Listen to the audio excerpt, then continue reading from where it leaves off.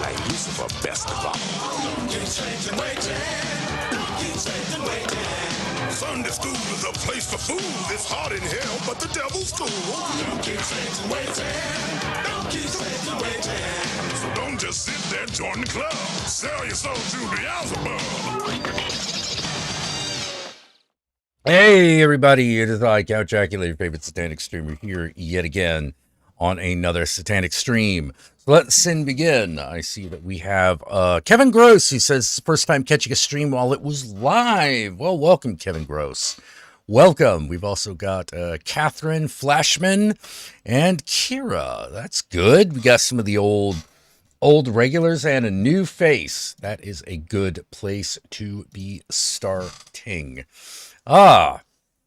As always, the super chat lines are open, so if you wish to make a donation, I am going to mention it right up front right now because I have a habit of forgetting once I get rolling. Also tonight, if you want to do the $10 pledge for being on stream for 30 minutes, feel free, make the donation as long as you've got like a solid internet connection and a way for me to send a Zoom link to you. That will be all good. Whoa. Oh man, so yeah, I'm having a little booze tonight because Jay Tilton's with us, Bangkok. How is Bangkok going, dude? Our man in Bangkok. As you can see, I'm drinking just a little bit. Hope I don't get canceled. For encouraging a debaucherous lifestyle. But then again, maybe if they were going to do that, that happened already. And speaking of debaucherous lifestyles,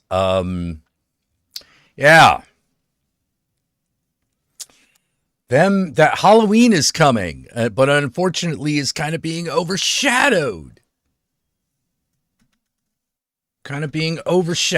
By like the horror, which is the 2024 election. Is kind of hard to be geeked up over ghosts and goblins when we've got the horror show that is the American election going on. Oh, and I do mean horror show. And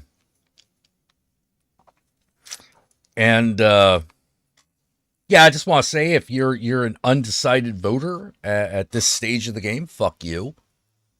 How can you be undecided at this point? It's pretty fucking clear. Pretty fucking clear as day. And speaking of unpleasant thoughts, do you know who I thought of today? I hadn't thought of in a long ass time. Y'all remember this chud, Sargon of Akkad? Like, I just randomly thought about him because apparently some memories of him just live rent free in my fucking head. Did he do anything fucking recently? I don't know. He fucking bitched about Star Wars or some other fucking Z tier fucking bullshit that he's doing now, I guess. That was one of the things that that's one of the things that bothers me about this platform, right? You always end up just out of pure frustration or whatever, going for the lowest common denominator because the thing is so thirsty for content. Fuck that, fuck YouTube full time bullshit. But if you want to help a streamer out, remember that super chat is right over there, right at the bottom of the chat. No donation is too small or too large. Yeah, we already got a Republican alien ghoul running for office, so yeah, fuck it. Yeah, the real monster. Turns out the real monster is man this Halloween. Yeah, pretty much. And the thing that bugs me the most, because it's the thing that I realized over the last couple of weeks, is that this is all about a bunch of people not wanting to have to fucking admit to themselves that times are changing. And specifically because that means a kind of weakening of the old cultural colonialism that has been the standard of Western culture for the last several hundred years. It's kind of coming to an end, because it's been like a few hundred years since we've actually really indulged in. It's been a while since we actually indulged in colonization. We kind of ran out of places to colonize. So at that point, it's either dominance through economic power, which is what a lot of places are going for right now, or trying to retreat back towards monarchism and empire, which isn't going to happen. Like one of the good, if I have to pick one good thing about neoliberalism, it's that, well, apparently it beats monarchy. And by beats, I don't mean is better than, because with monarchy, being better than is a really low fucking bar. I mean, like, I don't think monarchy can defeat neoliberalism. Everyone talks about, like, let me put it this way. I have gone on record as saying that some form of socialism is going to have to come to America, or there will simply be no America anymore. I still believe that that's true. I have no doubts. I have a couple doubts, but like, not really, that it will eventually happen, and we will see major strides towards it in our lifetime, even if things get worse before they get better. Because it's just going to have to. Capitalism won't be able to sustain itself otherwise. And one thing that capitalism is not going to fucking deal with is its own end. Because you got to remember something about, you got to understand something about the struggle that we're having right now.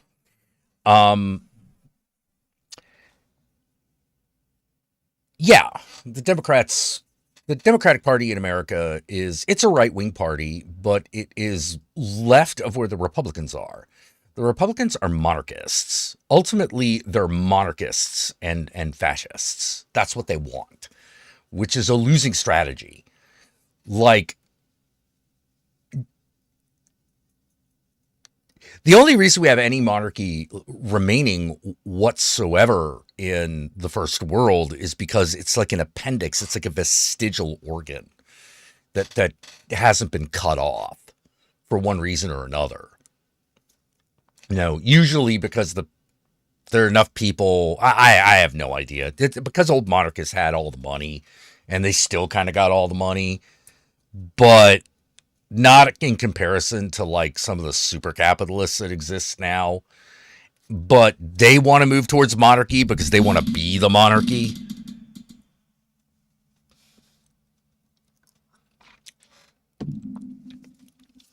But I don't think that the world is going to be okay with that.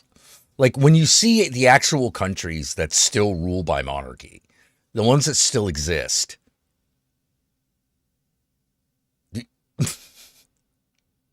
do you think they're really going to be able to like withstand one of the big capitalist powers? No, they're not. They can't even. They're not even a threat. Like, they're not even a threat.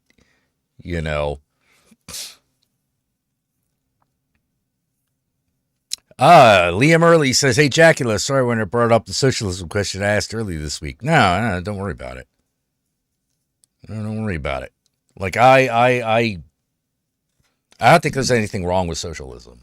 I'm going to be totally honest. There's nothing wrong with socialism that isn't just poor implementation. Yeah, Jay Tilton, he does live in a country with a monarchy. Yeah, so now imagine, can you imagine Thailand going to war with like China or America or the EU or anything like that? No, it'd be kind of laughable. It'd be kind of laughable. And like dictatorships and fascism is kind of the modern take on monarchy. You know, it's the modern take on monarchy. And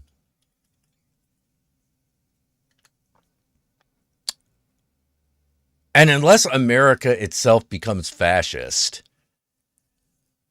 can you think of a fascist state that could go to war with one of the superpowers?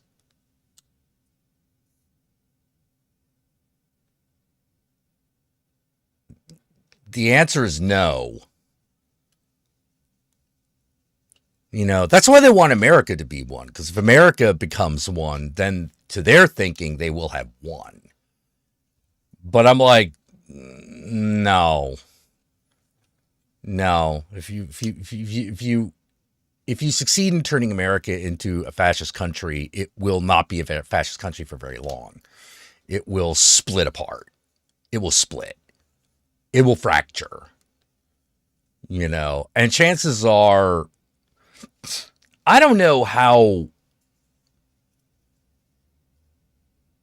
well it will fracture, but I do know that California's not going to be on the fascist side. It's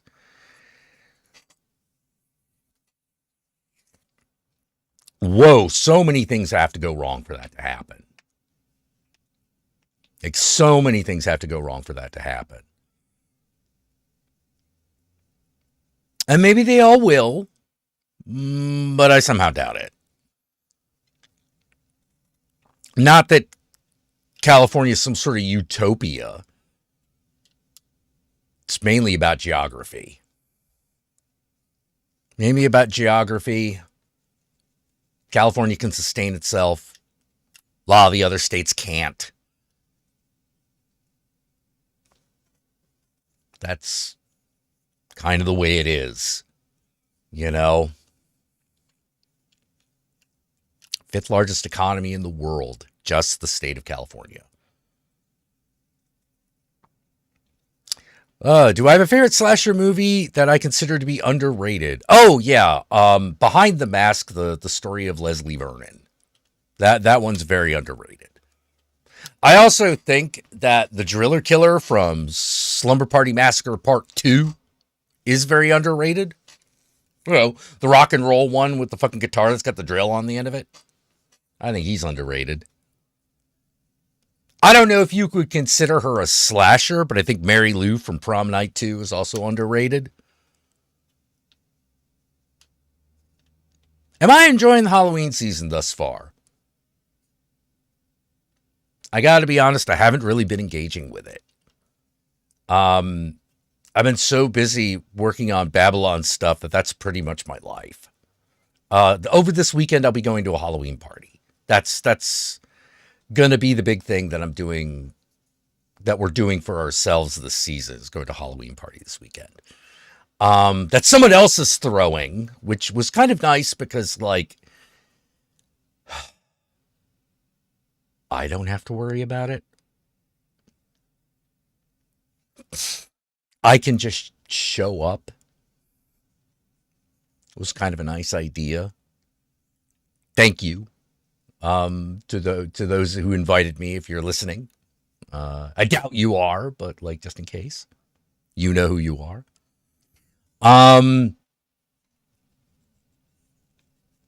Isn't a fractured America better for the fascists than a united America? Well, here's the problem. Technically speaking, yes. But if I thought fascism could maintain a united America, It couldn't even maintain a united Germany.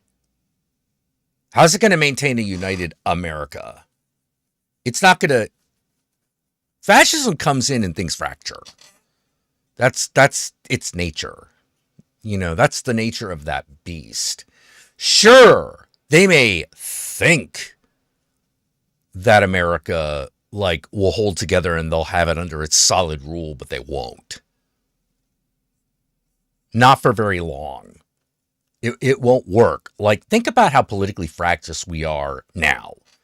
What, do you think all those people are going to just fall into line just because Project 2025 fucking goes into effect? You think everyone's just going to be okay with that? No. No, they're not. They're not going to be okay with it.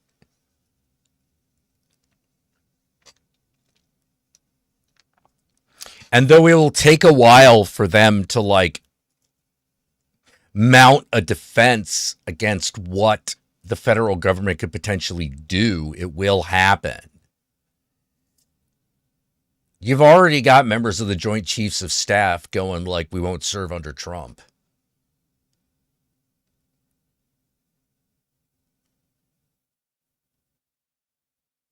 I mean, think about that.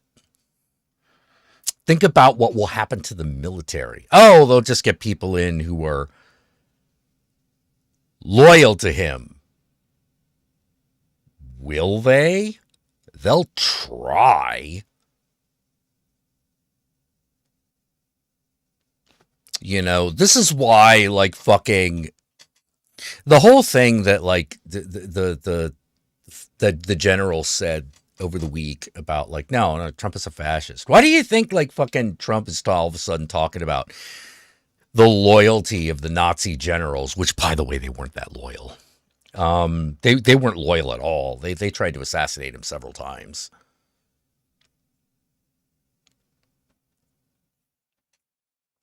Anyone remember von Stauffenberg?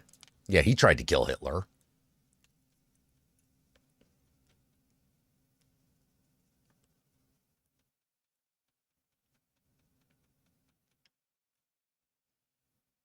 What was it, Himmel? Was it Himmel who like fucking like flew over to fucking England?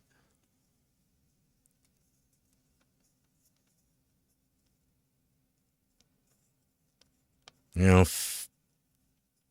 won't go well.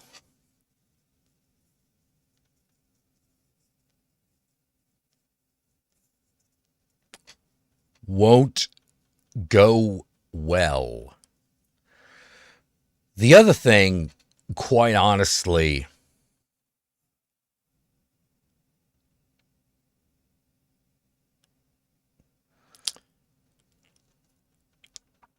think about the Black Lives Matter protests.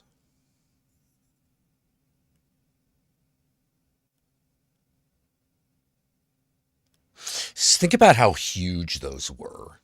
Now, I don't mean in significance. I mean literally how many people were there. Think about that. You can't arrest and kill all those people.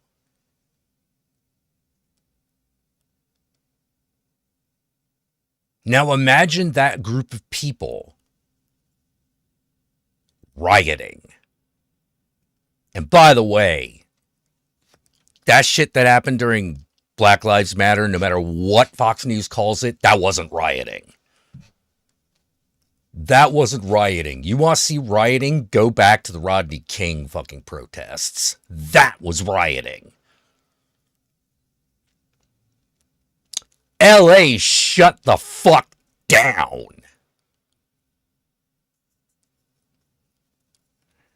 LA shut down during the LA riots.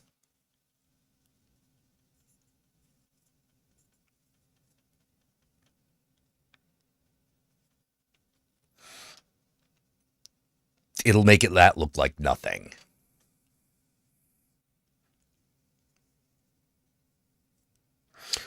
What are you going to do? Kill all those people?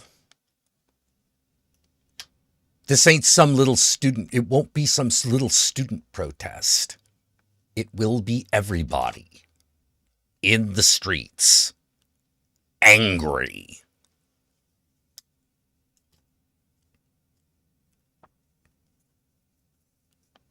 And you think people who are in those large enough numbers, that angry, won't fight back even against tanks? Bullshit.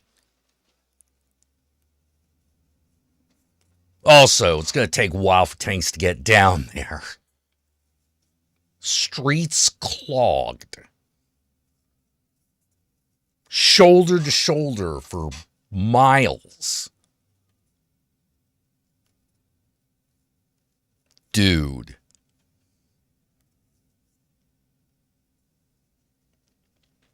No, it will not go the way that they think. People will be too angry. And there will be too many of them, and they will riot. Because here's one of the differences between us now and Germany in the 30s.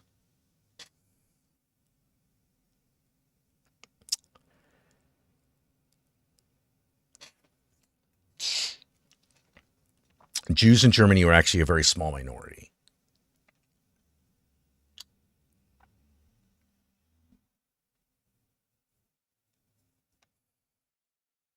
They weren't 20, 30, 40%, or 50% of the population.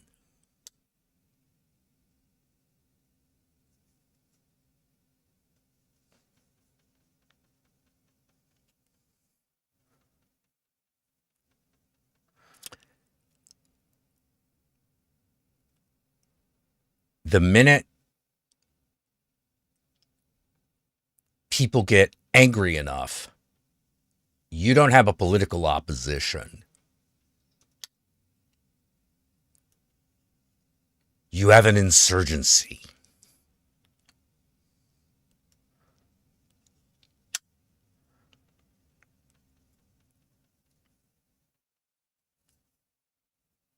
And they're already there. Because this is where they live. This is where people live, man. People are going to be where they live.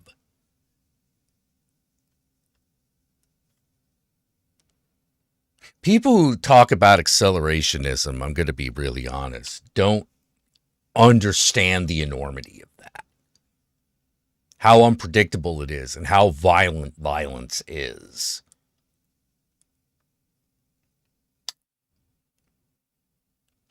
Like,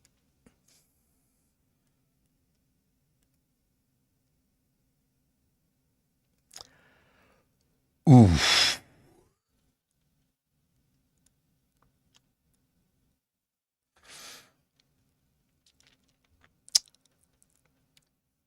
Yeah. Because the reality is no matter how they try to quell the populace, it will not be in a smart way.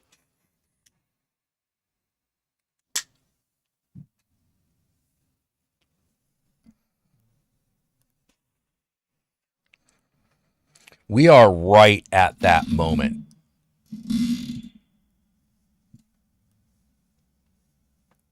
We are getting close to that moment where the words the government should be afraid of the people could really come home to roost. But only if we go fascist.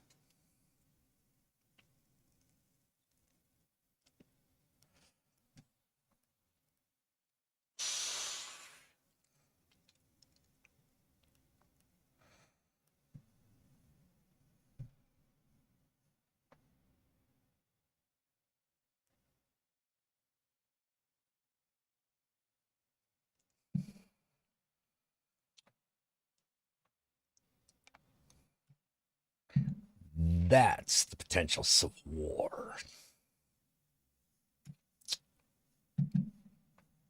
And you think there won't be generals on the non-fascist side? Bullshit.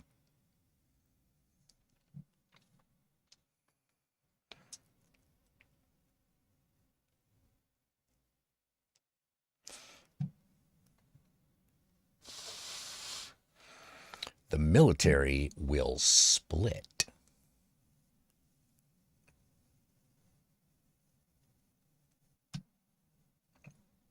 Because they're not going to be smart about it. And I'm not talking about the military here. I'm talking about politicians. Politicians will not be smart about it.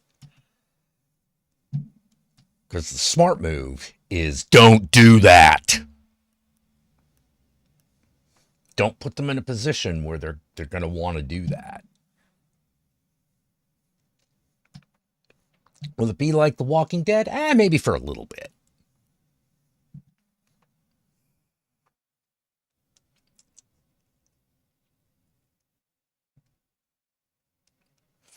I honestly don't think we've seen anything like what could potentially be like.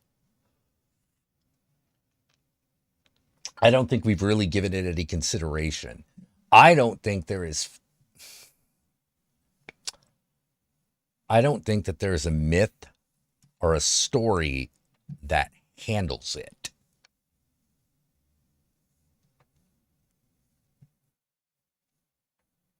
Oh, the military will split in ways that surprise the fascists. Absolutely.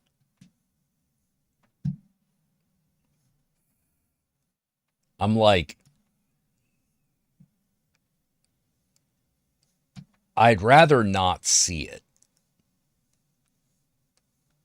but it would be like nothing you've ever seen before. And that's what's scary.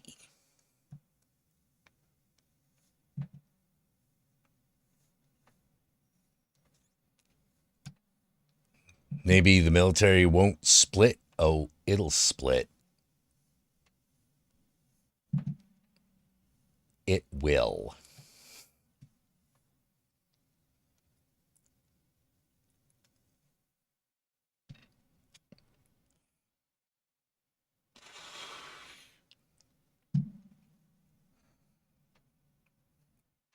It will split. It absolutely will. The American military is simply too big.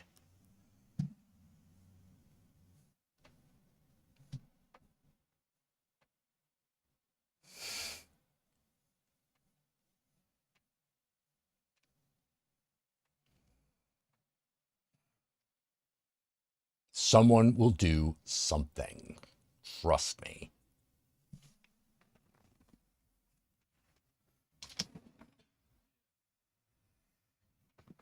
But a fear mongering. Because the good news is that eventually everything will be okay. It may get much worse before it gets better, but it will get better. It always does. It always does. Bad times don't last forever, just like good times. That's the other part. That's the other part of that. Well, good times don't last forever. Well, neither do bad times. They just don't last forever. You bet in military coup? It's possible. It's possible. It would have been unthinkable 8 years ago, but now it's possible.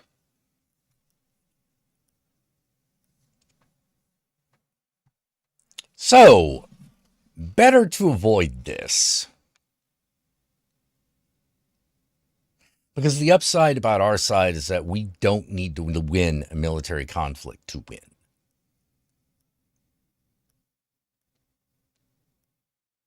We don't.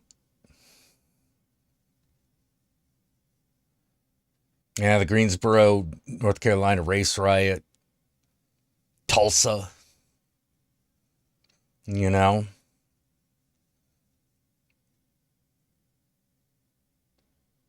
You do that on a scale as big as the United States itself, it's not going to stand.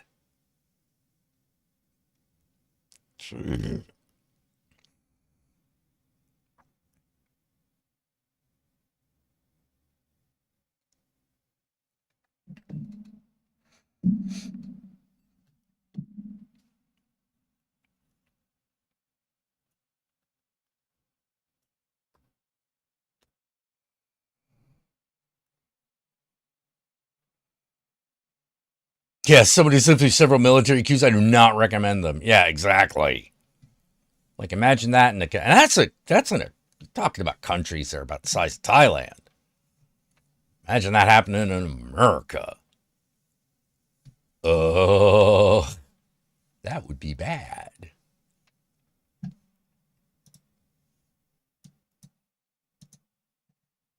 You know, and the reality is no, they do have to fire first.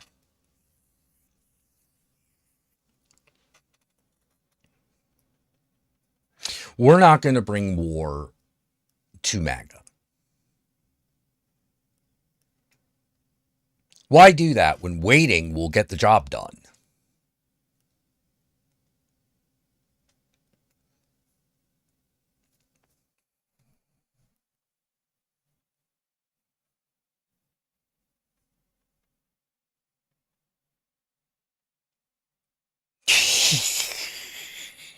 Can't breathe in a mask and they want to rule the world. Please. Yeah, exactly. That really disappointed. That pandemic really disappointed me with all the preppers, and that's when I knew they were all full of shit. Because I was like, this is your moment, baby. This is your moment. This should be the like, yeah, I'm ready for this. Time for a practice run, boys. Everyone get down the bunker and see what's what. Can iron out, a great time to test things and iron out some of the bugs, you know? But no, they went anti-mask, which I was like, I thought you guys were fucking waiting for a nuclear holocaust. What, you're not going to be wearing masks then?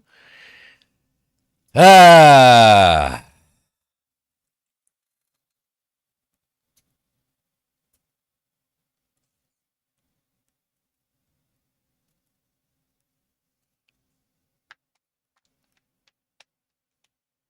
Yeah, people are kind of stupid.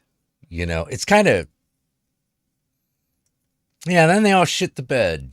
All the preppers shit the bed. And I was like, oh, come on, guys. Like, I expected better of you. Ah, well. And that's why I keep saying, don't worry, it will eventually all be okay.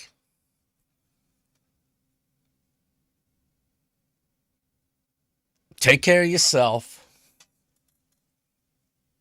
Take care of your neighbor. Take care of those in the community, in your community, your chosen community. And it will eventually all be okay. It will all be fine. You know?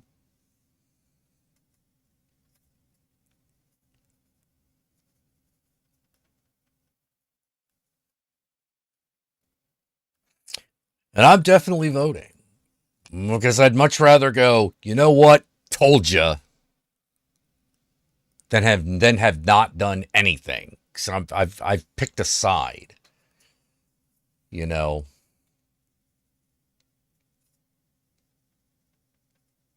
It's time to pick a side.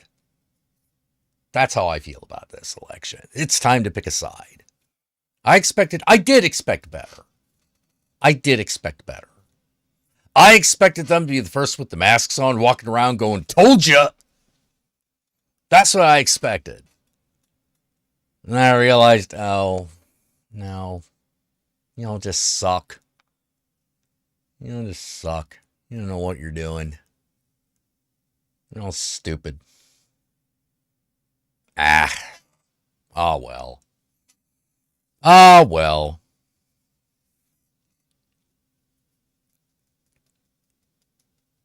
Yeah, I'm in California. I get to mail-in vote.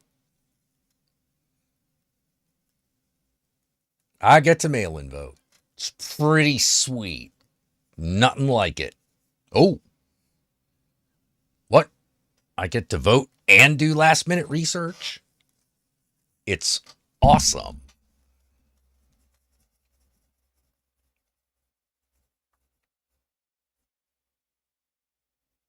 Yeah, dude, in the pandemic, the Black Lives Matter graffitied our whole downtown here in Greensboro. Then Charlotte was next. People drive to these places from out of town. Yeah.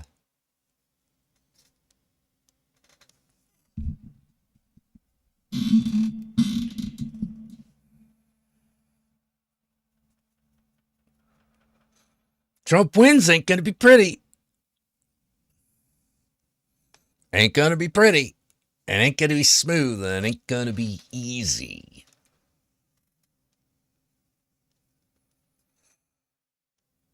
Why do you think they're always telling people, we need to calm down on the rhetoric? Because they know a bunch of them, some of them know what's going to happen.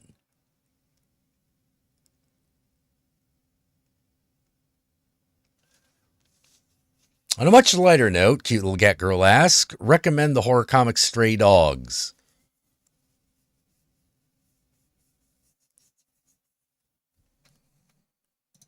That sounds familiar.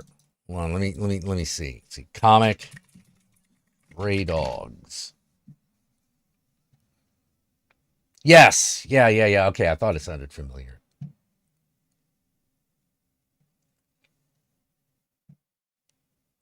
But I'm gonna ask, if it's gonna be a horror movie, Don Bluth horror movie, how is that a lighter note?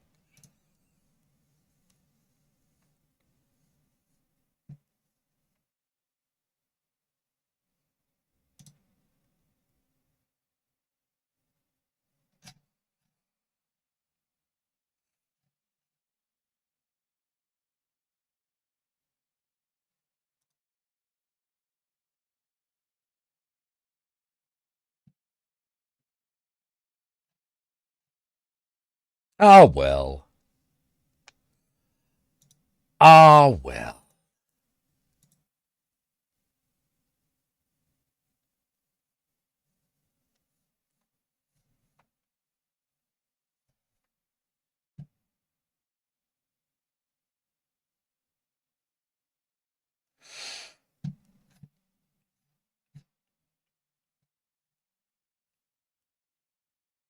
So what do we got these days?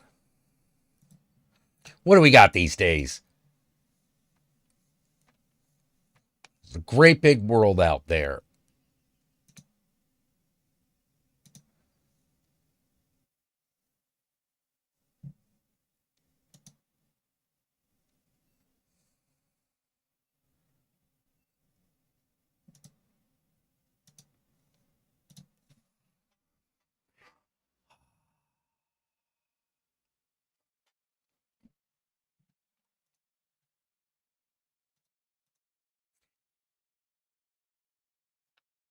Let's talk about something fun. We might have to fucking think of something.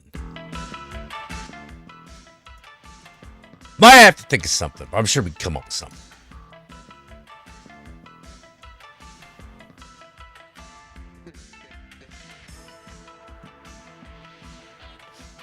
What do I think of the Uzumaki anime? I think it's pretty good.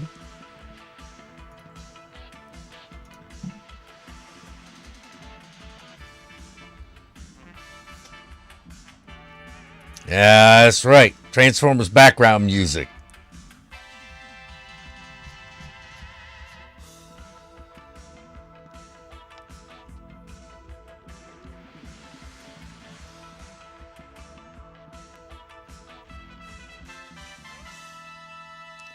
Apparently some sort of epic metal version of the Transformers theme.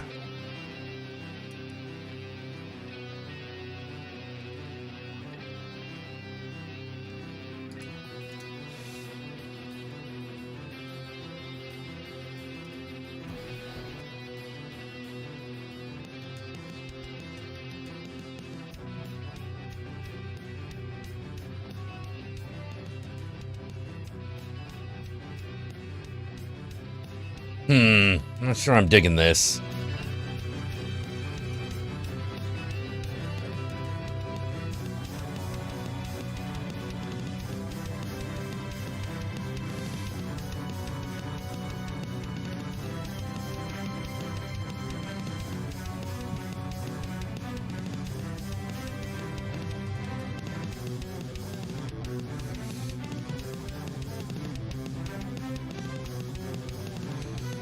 Ha.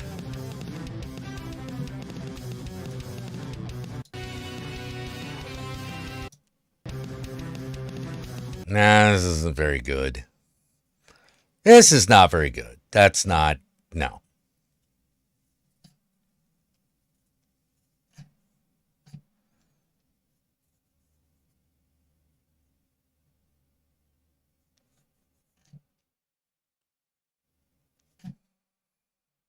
Hey, let's listen to a little wheelchair sports camp.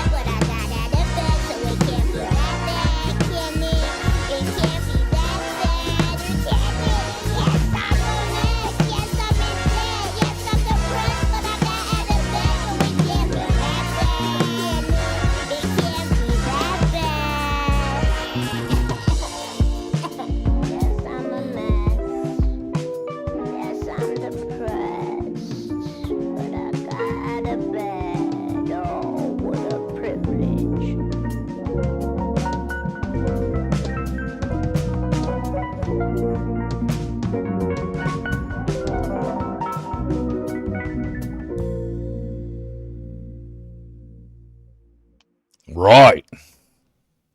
Terrific. This is Blank Reg talking to the Blank Generation. You've tuned in to the Wired Society. You know how they keep saying there's no future? Well, this is it. This is Blank Reg talking to the Blank Generation. And now, more the same.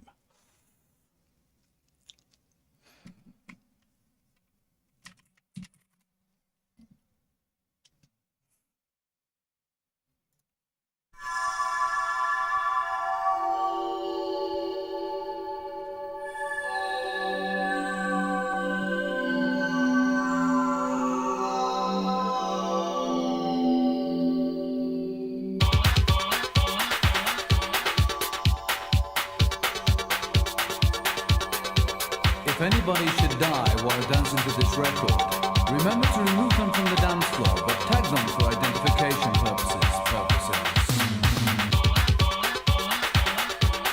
If your grandma or any of your parents should be here tonight, put your trousers back on. You're not here to enjoy yourselves.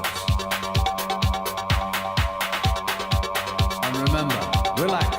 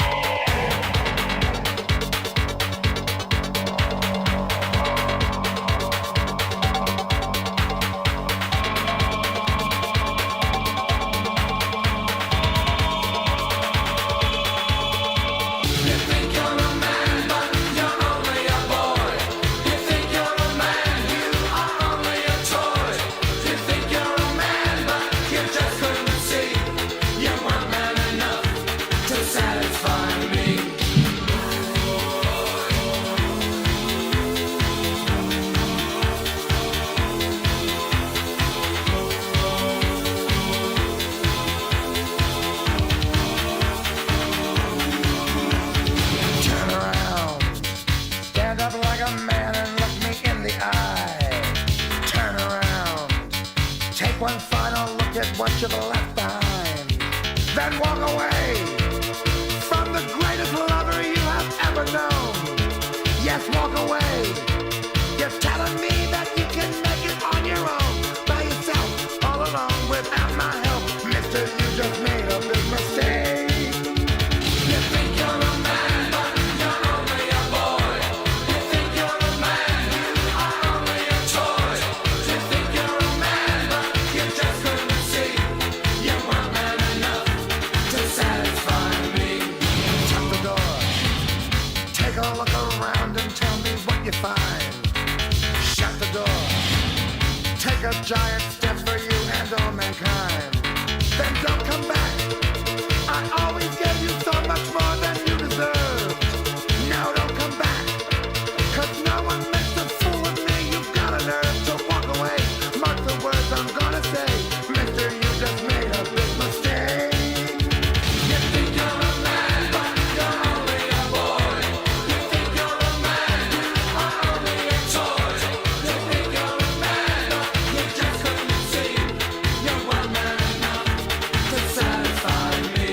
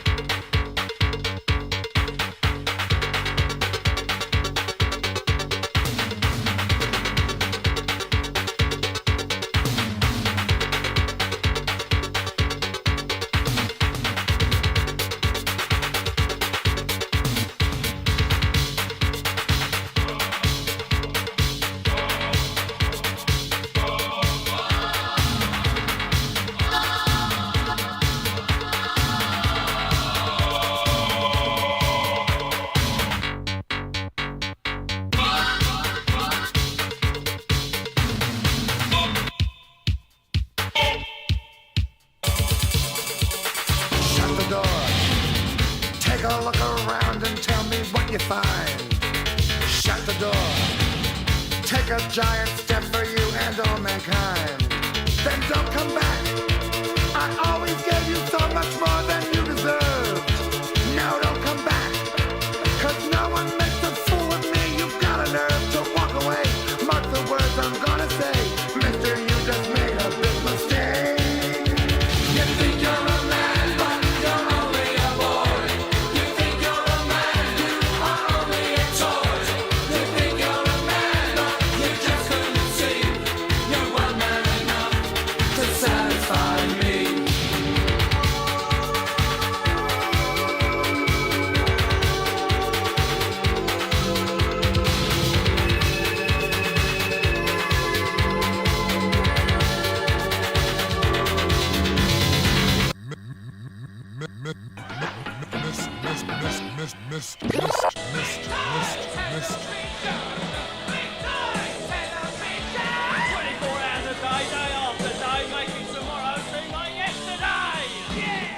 Right.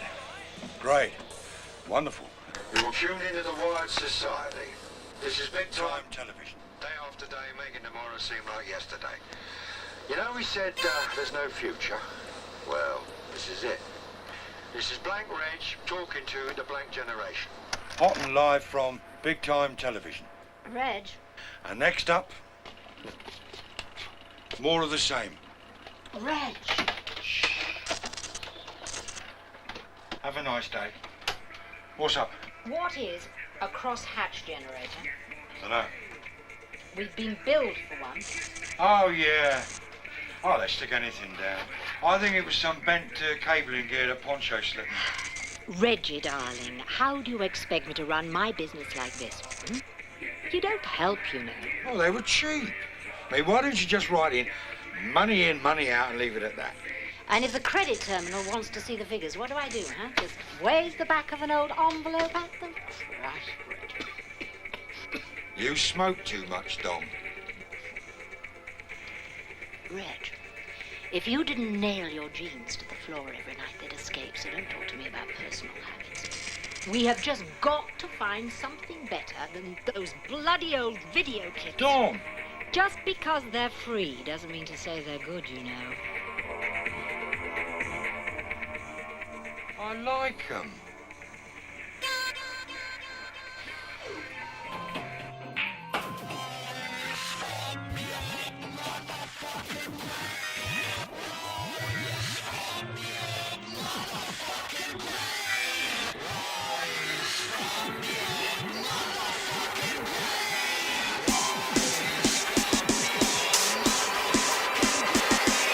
Super Nintendo, Sega Genesis, it's Super Nintendo, Sega Genesis, it's 16 motherfucking goddamn bits. 16 motherfucking goddamn bits. When I was a kid, I used to play Sega.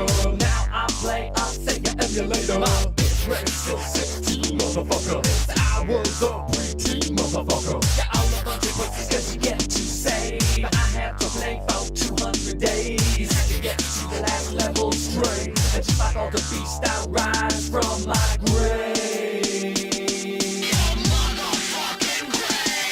Super Nintendo, Sega Genesis, it's Super Nintendo, Sega Genesis, it's 16 motherfucking goddamn bits. 16 motherfucking goddamn bits. Guys who like video games are trouble unless they want to play Sonic and Knuckles. But Sonic and Knuckles are gonna want to fuck us. Just ask motherfucking Buster Douglas. Fuck a Xbox, fuck a PS3. I rock the 32X with a Sega CD. I heard that Mac got a Sega Genesis. The Genesis does what Nintendo fucking don't.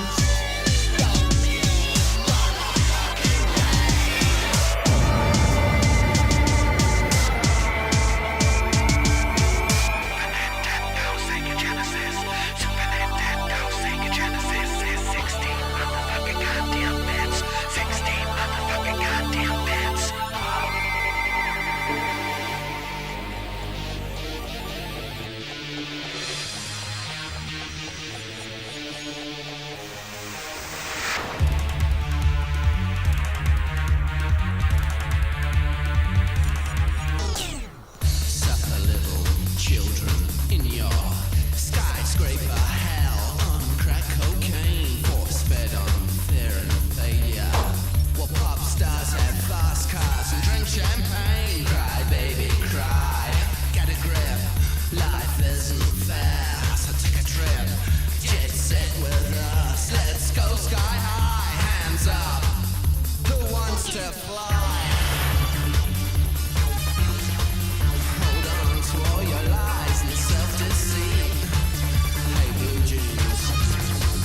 Hold on. Don't lose your dreams. Anything can happen. See your face in fashion magazines. Anything can happen. See your name in neon. It's a dream.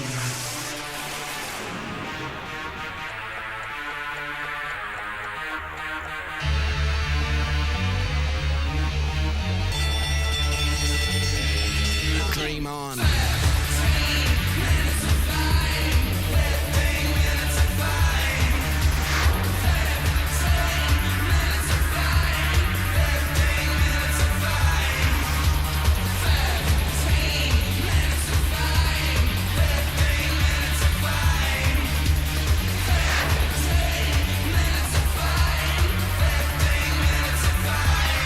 Dream on. No more Mr. Nice Guy.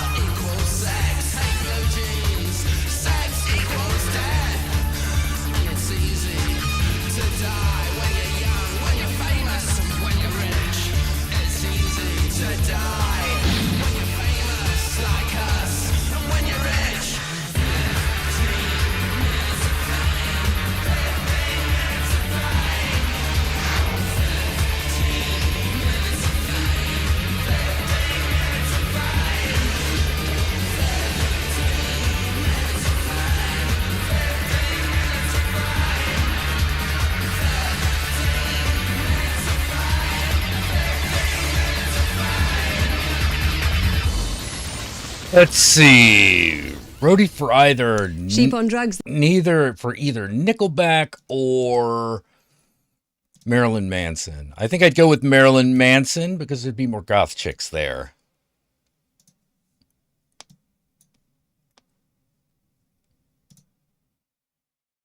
All right, let's go to the next one. An old favorite. Break it down. Back in 79, the Jumbalucci in 1992. I did the Chris Farley in 2008. I did the Cloverfield Monster. I said, fuck that shit. I went back to the Belushi. It's like gas, gas, gas, gas, gas. Back in the day, it's like gas, gas, gas. I know what it takes to make things worse, and I know what it takes to put a nigger in a hearse. Come on, break it down. Break, break, break, break it down. Break, break, break, break it down. Break, break, it, break. Yo, break it down.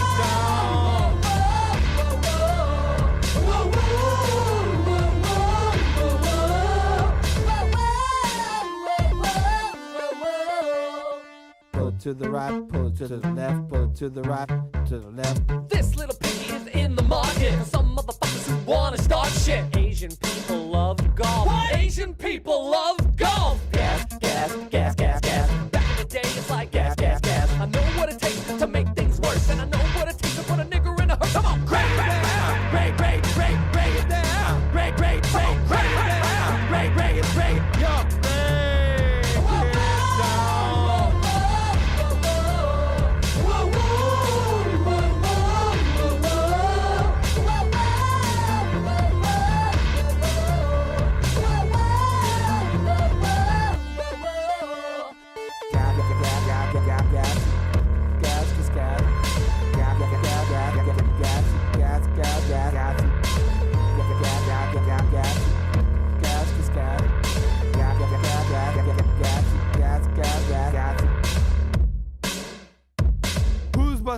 Who's busting out those rhymes?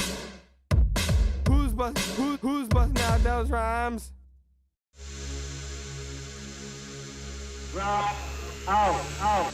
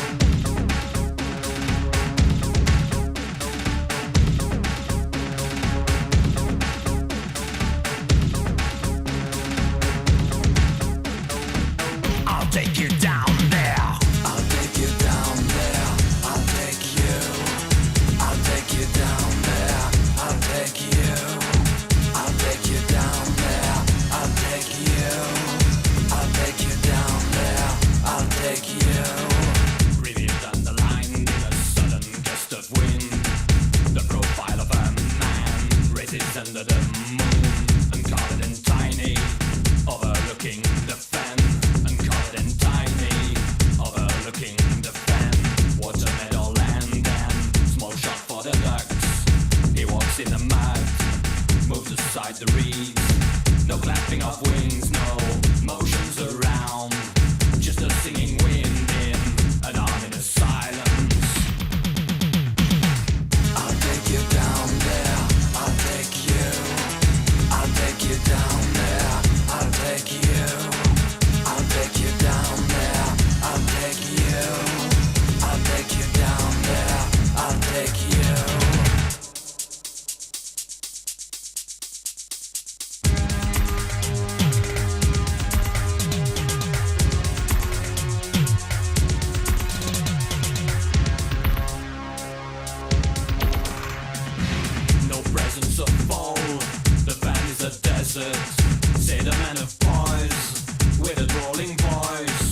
grounds are alive, and the wind has dropped.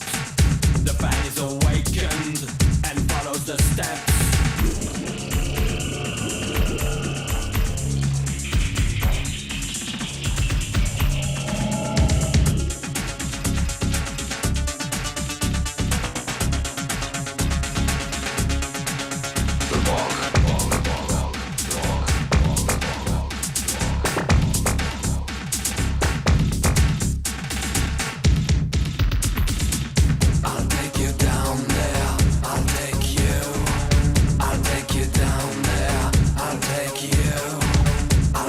Yeah, you probably have heard this one in goth clubs before. How you doing, Dead Alive?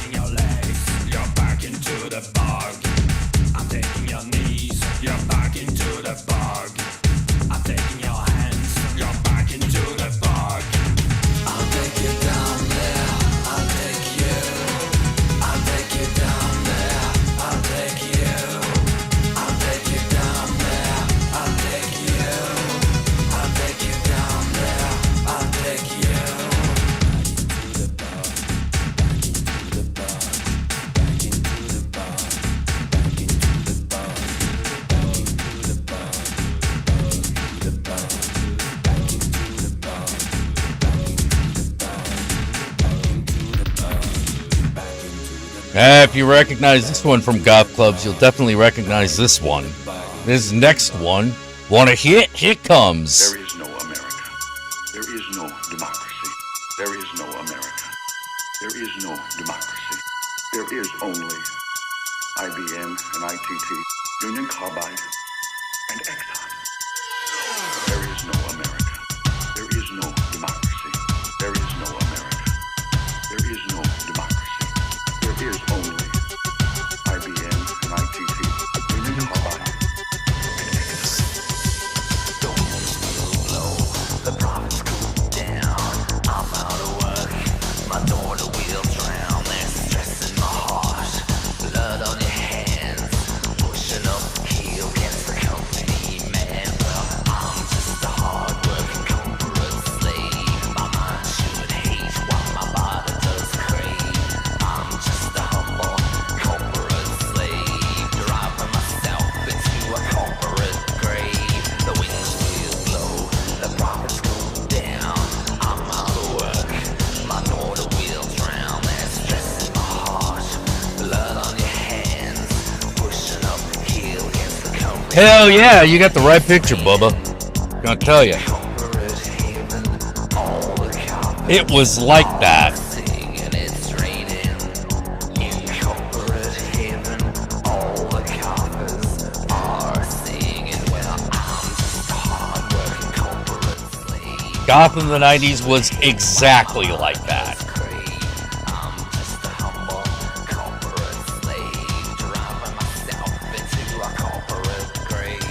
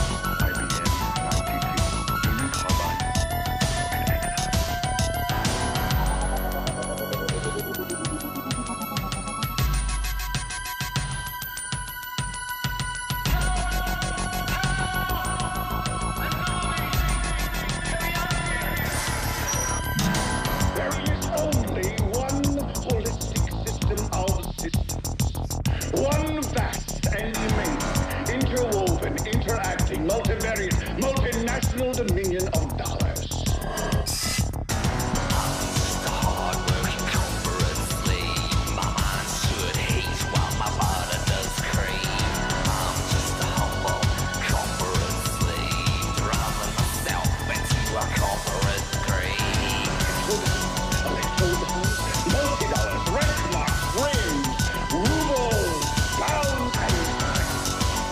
It is the international system of currency which determines the calculability of this planet. That is the natural order of things today. That is the atomic and subatomic and galactic structure of things today.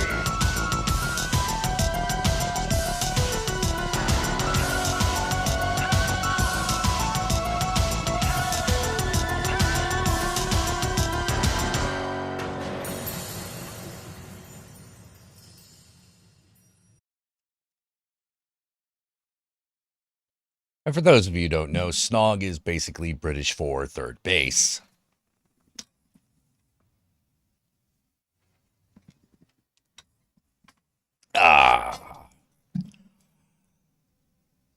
Hope you enjoyed our little trip down memory lane.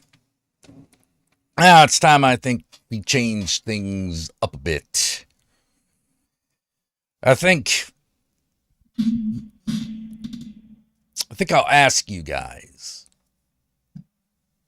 if you want to see this, because I found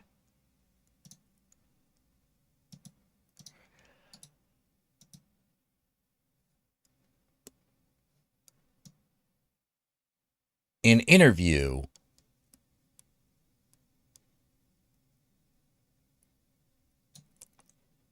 with a busty pinup model that I haven't watched yet. I was thinking maybe we might want to watch some of it together. I don't know if it'll be any good. But I figure it's my show, so fuck it, why not? Y'all ready? I mean, not gonna lie, it could suck. Oh, we got 2 yeses. That's good enough for me. If you feel like wanting the show to continue for the... Hey, we got that super chat down below. Go ahead and drop in a few bucks to keep us on the air. Oh, but before we do, I think I better reload my drink. I think I will have a coffee rather than alcohol, since there are things I have to do in the morning, and the alcohol, I think, has done its job. So, be right back.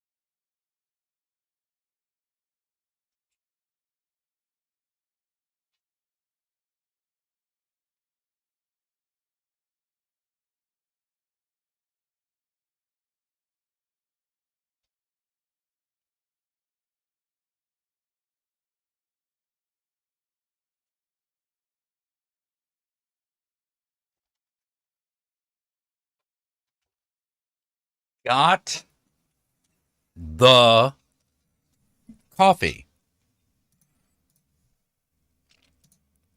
Got the coffee. Ugh.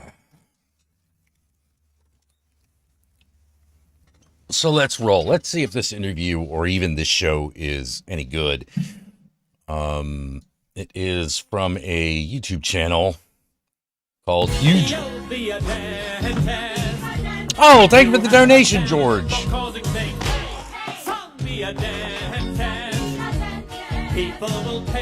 I got back just in time for that. Excellent. Thank you. Thank you yet again. You're awesome as always. So as I was saying, I've never actually seen this show before. The channel is called The Huge Boob Hound, which, I mean, truth in advertising. So he could be a terrible interviewer. He could be a very good one. But let's just start and see how far we get.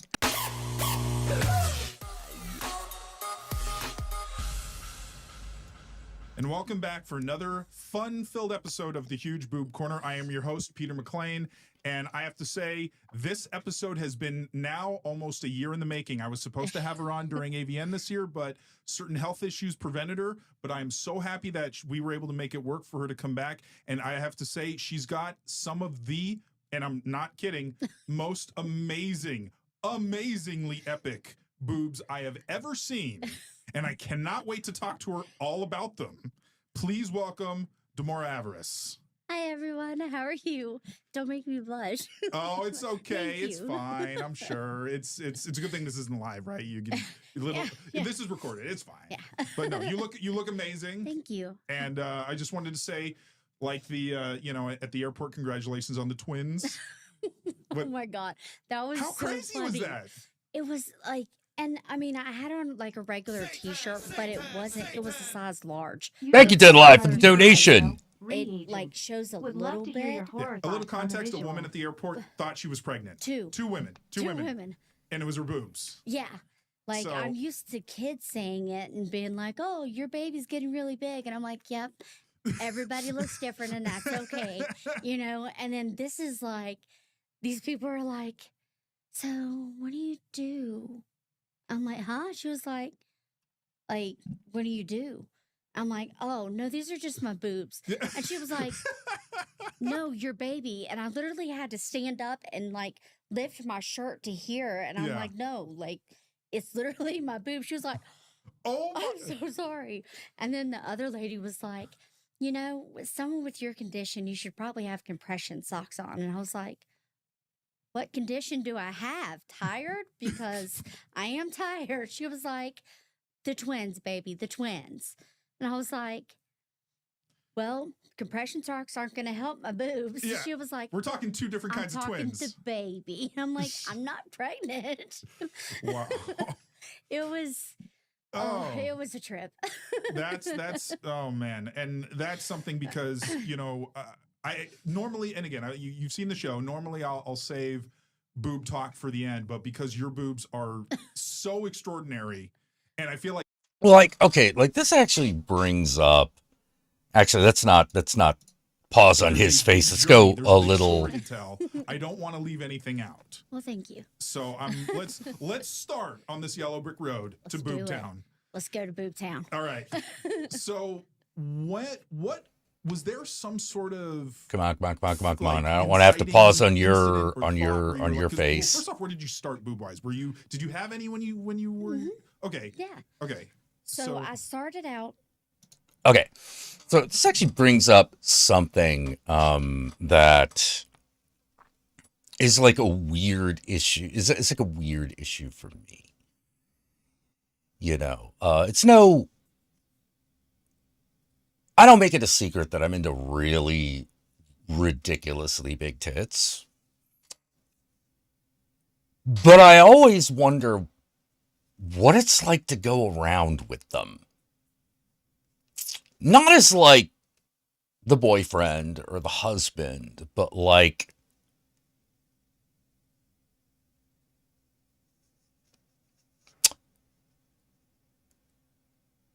going around like that with the attention that it brings, and more in particular, the type of attention that it brings.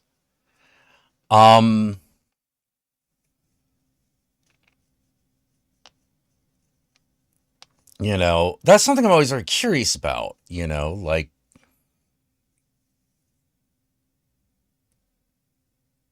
you know, what's the good, what's the bad, you know, like, what is it? Because, like, as a species and as a society, we're very, very obsessed with boobs. They're too big, they're too small, they're, they sag too much, they're too perky, they're too fake, like blah, blah, blah, blah, blah. Everyone's got an opinion on every set of tits they've ever seen.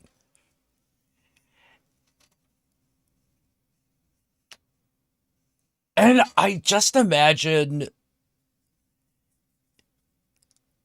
that if you don't thrive off of it, it's exhausting. So that's where, like, my boob guilt comes in. Because while it's something that I personally enjoy very much, they're not exactly mine. And I hate the idea of... I always hate the idea of someone, like, hating having something that I really like. Just because it makes me feel bad for liking it. Like, that's it.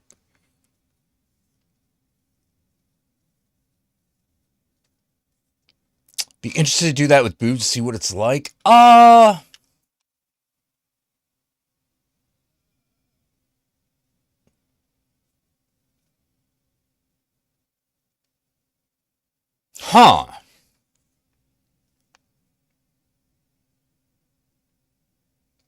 Well, I've done drag.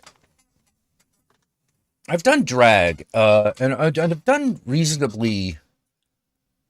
I've done drag in different sizes, And when you're around queer folks, it's wonderful.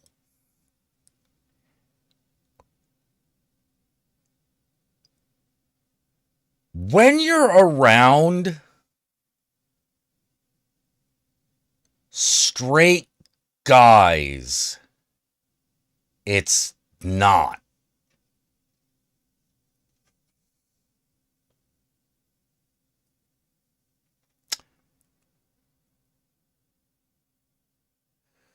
Because there's always that one straight guy.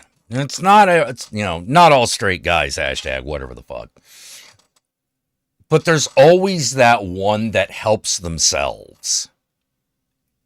That will help themselves to your body.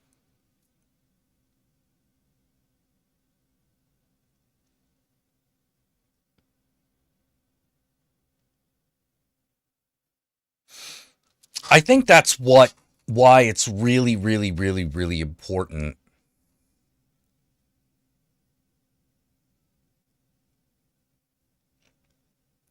That's why I think it's really, really, really important to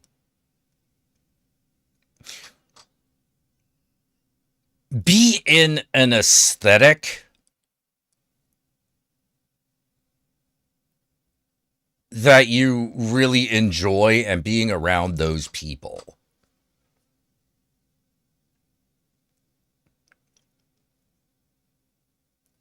Because that kind of shit don't happen at goth club. Or at least it didn't. Or probably a better way of putting it is the groping you get at goth club, if you're a goth, is not a problem.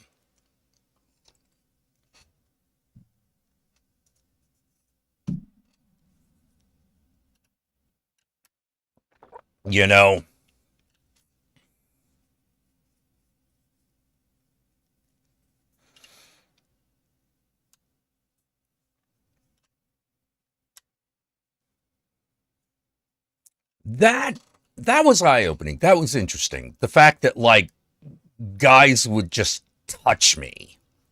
Where it was like...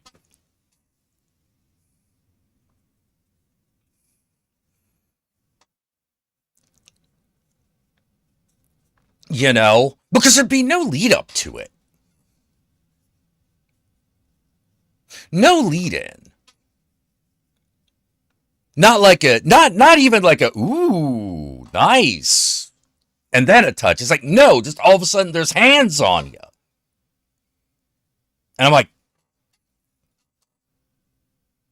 now I know, I'm sure I make a reasonably pretty, or at least I made a reasonably pretty girl. These days, not so much. Gotten a little old. That's fine. But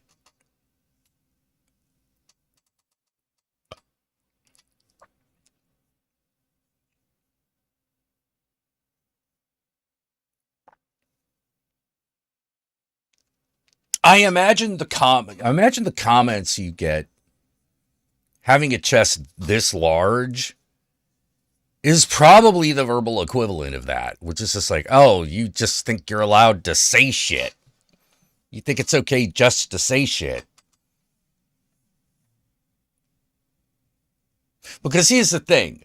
The looking is fine. The looking was fine. The looking was never a problem. Not when I was doing drag. The looking was not a problem. You know. But there was something about just hands on you. Just hands on me that pissed me off. Like immediately. Didn't even think about it.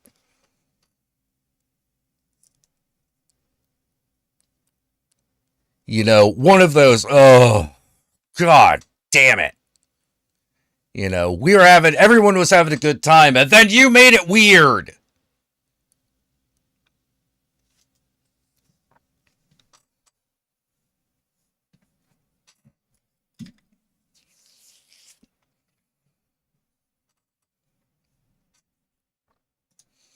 Anyway, let's continue. Because just saying that's always been a thing I've struggled with and thought about. At the end of the day, I always had to go with, well, I like what I like, and I'm not going to apologize for that part of it.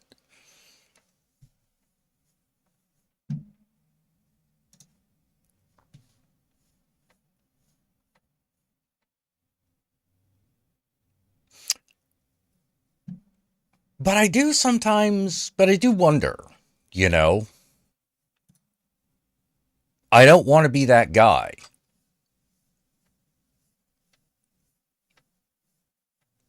I don't want to be that guy that just makes... I don't want to be that guy that makes the pretty girl uncomfortable, unless I'm intending to.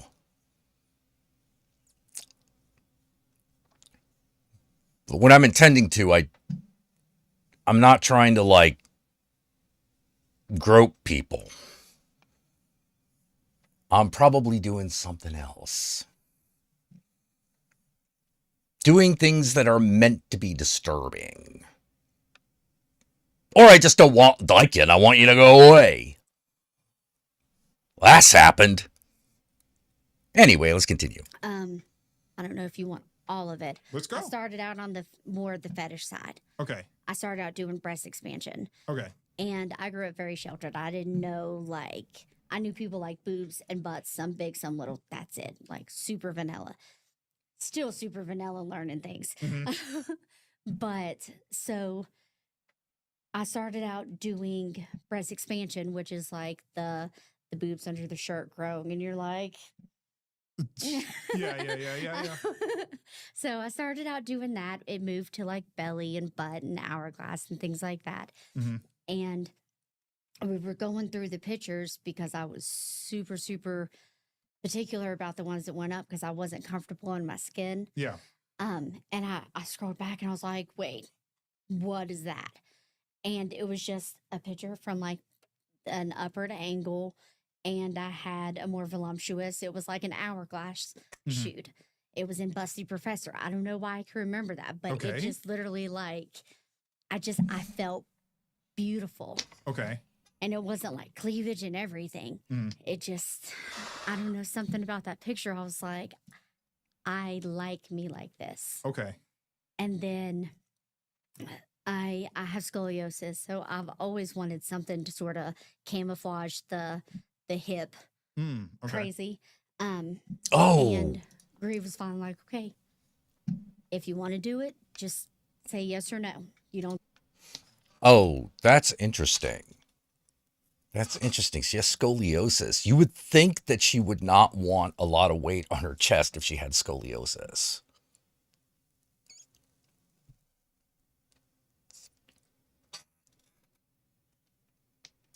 Goes to show there's always an exception. Get asked specifics. Just if you want to do this, let me do this for you. Mm-hmm. I was like, okay, hardest decision I've ever made in my whole life because I'm not good at spending money on myself. Okay. And so I ended up doing my surgery, and I was like, okay, let's perk the ladies back up, after kids. So I did fat transfer, I did a BBL, I did the abdominoplasty, flankplasty, so they cut me all the way around. Mm-hmm. Had to sew my abdominal muscle together because one of the pregnancies, it got separated like 3.5 inches. Oh, wow. My first surgery was correcting the damage. Okay. Okay. And then Laying the foundation. Yes. And then I was good until I wasn't. And then I'm like,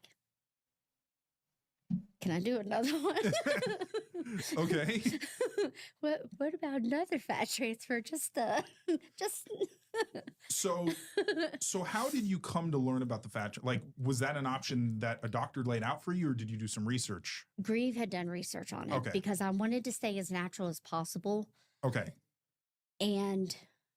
But I wanted more size. Okay. So that's where the fat transfers came to be. And how does that how does that procedure go? Like, do they decide what area? Like, they take a part of some fat from a different area of you, and then they basically You suck it out of one spot and shove it to the other. Okay. One of my mods says that it's all me. It's all my deck just reshuffled. Okay. Okay. So what was that first procedure like then, in terms of how long did it take?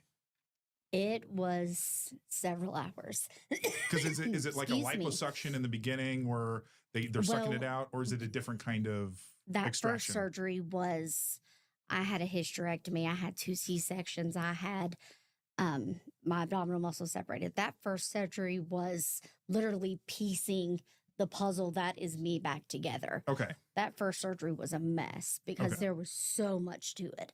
Mhm. But So it wasn't just the boobs. There were other things that they were doing. my stomach was the main thing. Okay. The boobs and the butt was just an Okay. added bonus. That was the cherry on top. Okay. My first surgery was literally to fix me. Okay. But then you figure out what your donor spot's going to be. So I did like my inner thighs. I did my gobbler. Putting the fat to better use. Yes, Okay. exactly. All right. And then, you have to figure that out with your surgeon to figure out what would work, what may not work, if there's enough even there to be able to do it. Mhm. And then How handy would that be? You realize you might have, like, because everybody's got certain areas where I think they build fat, Yeah. and then if you know what areas there are, you're like, you know what? I'll just keep taking it from there Yeah, I'm and like- putting it into a better area. I'm just like, I had a little extra cake at Christmas. Can we Yeah, just right. Yeah. Add a couple. just twist it off, twist it on, Mhm. rub it in to smooth it out, and life is good. Merry Christmas. Nice. Well, and That that's would be interest- amazing.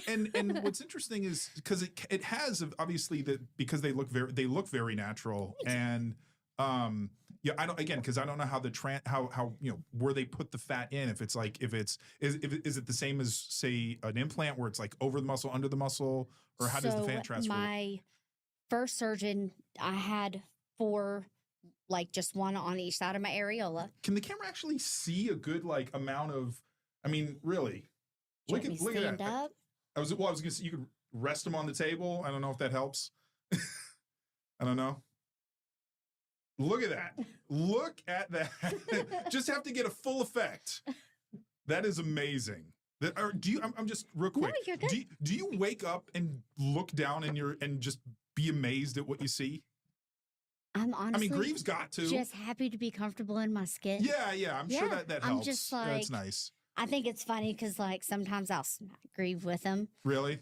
My favorite thing to do. It's like just the funniest thing to me Yeah. is he'll be playing games, have his headset on with his friends, like da, da, da, and I'll just be like, boom, smack the headset off of him.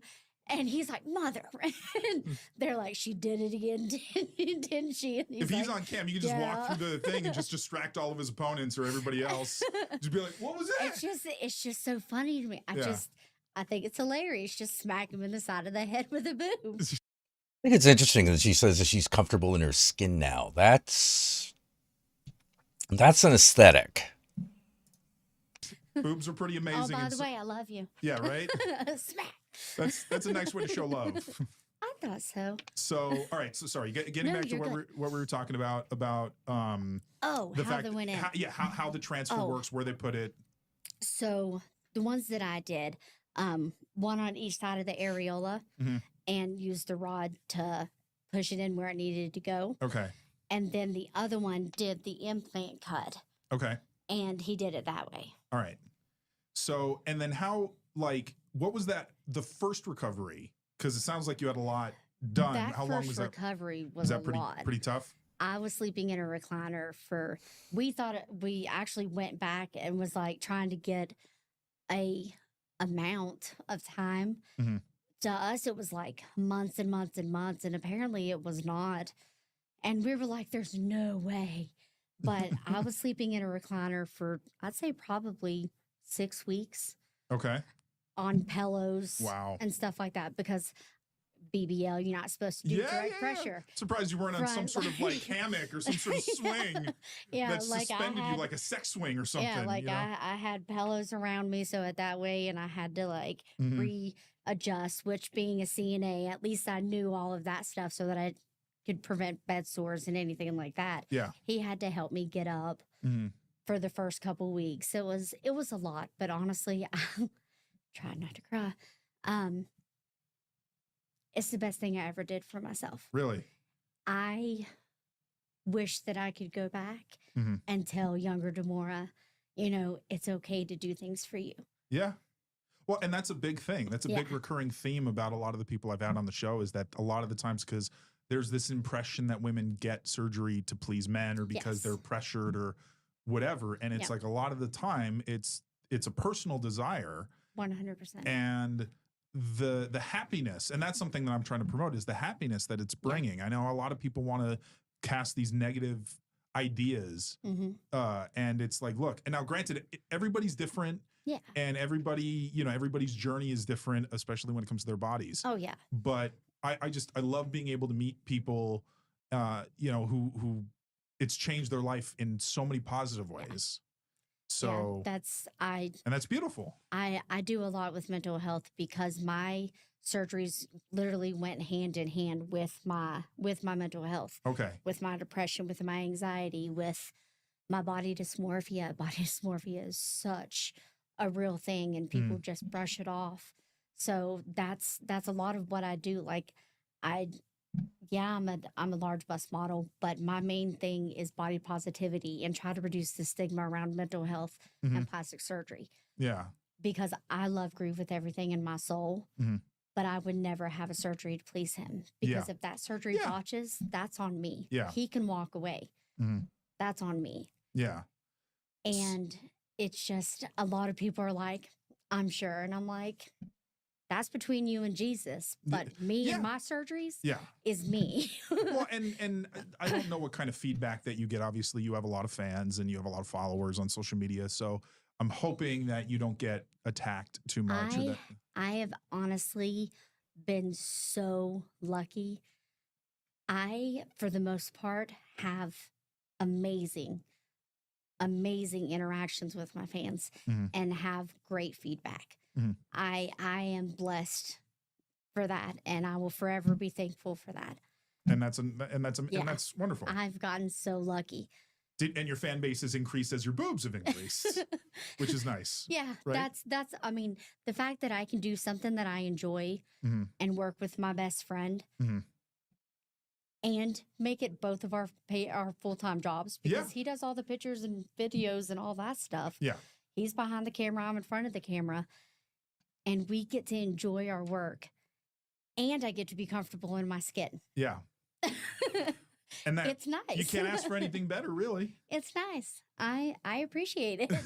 So what was that first size jump? I mean, and how do you measure? Do you measure by cup size, bra size, or like, because I don't know if CCs can work, or is it you don't even once really. you get to certain points, it doesn't the bras are like Yahtzee. That's your bra size now. Like, there's so many different ways to do it. Do you wear bras a lot, or are you usually... I wear more sports bras. Okay.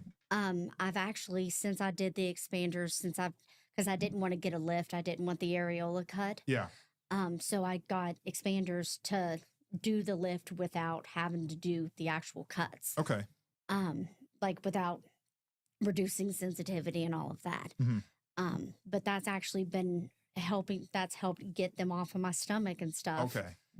So that I can wear bras again a little more comfortably. Okay. Which has been awesome because that's that extra bit of support. And, having the internal support has helped me a lot. Mm-hmm. So I've gotten lucky. So how many fat transfer procedures did you have done? 4. 4. Okay. Yes. And did it? And I did the BBL each time. Boobs and butt. Oh, so you did both. So you have 4 and 4. Mm-hmm. Okay. What made you decide to want to get, was it because you wanted to look proportionate? Like, what was it that? Because I'm really clumsy. Really? How does BBL help with clumsiness? Is it like you? Because I used to, I fall all the time. All the time? Okay, I okay. walk into walls. I am just. So it's added cushion. I'm a genuinely clumsy person. Okay. And I got sick of bruising my tailbone. Real? Oh, so it's okay. So protective covering. There you go. It's because I'm clumsy. All right. And because I wanted the look of a butt because I never got to have one. Like this is probably more curved than my butt had. Okay. Wow.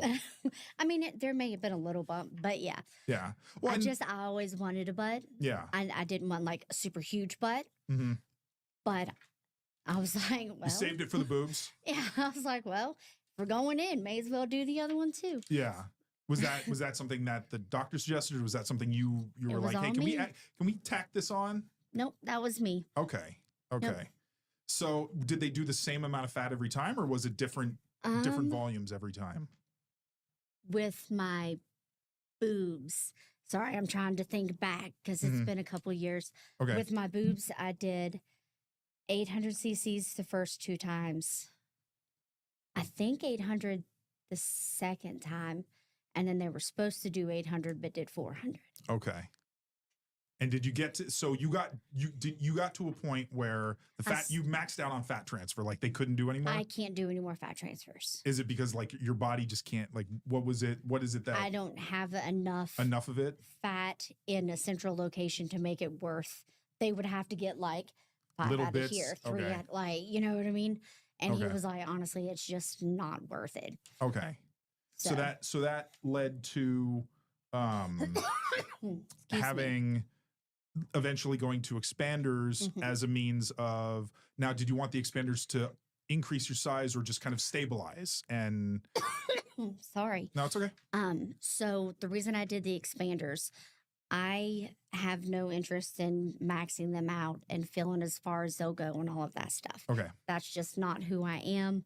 I prefer to still, I mean, yes, I have them, but I don't even know how you find them in there. It's right here. I'm just, you just got to dig in a little bit. I was going to say, because they're so large. I mean, obviously, like Greg probably knows because he's probably had enough feeling experience. But from a visual standpoint, like they don't look like, I couldn't tell you where they are in the boobs. It's like a scavenger hunt. I just.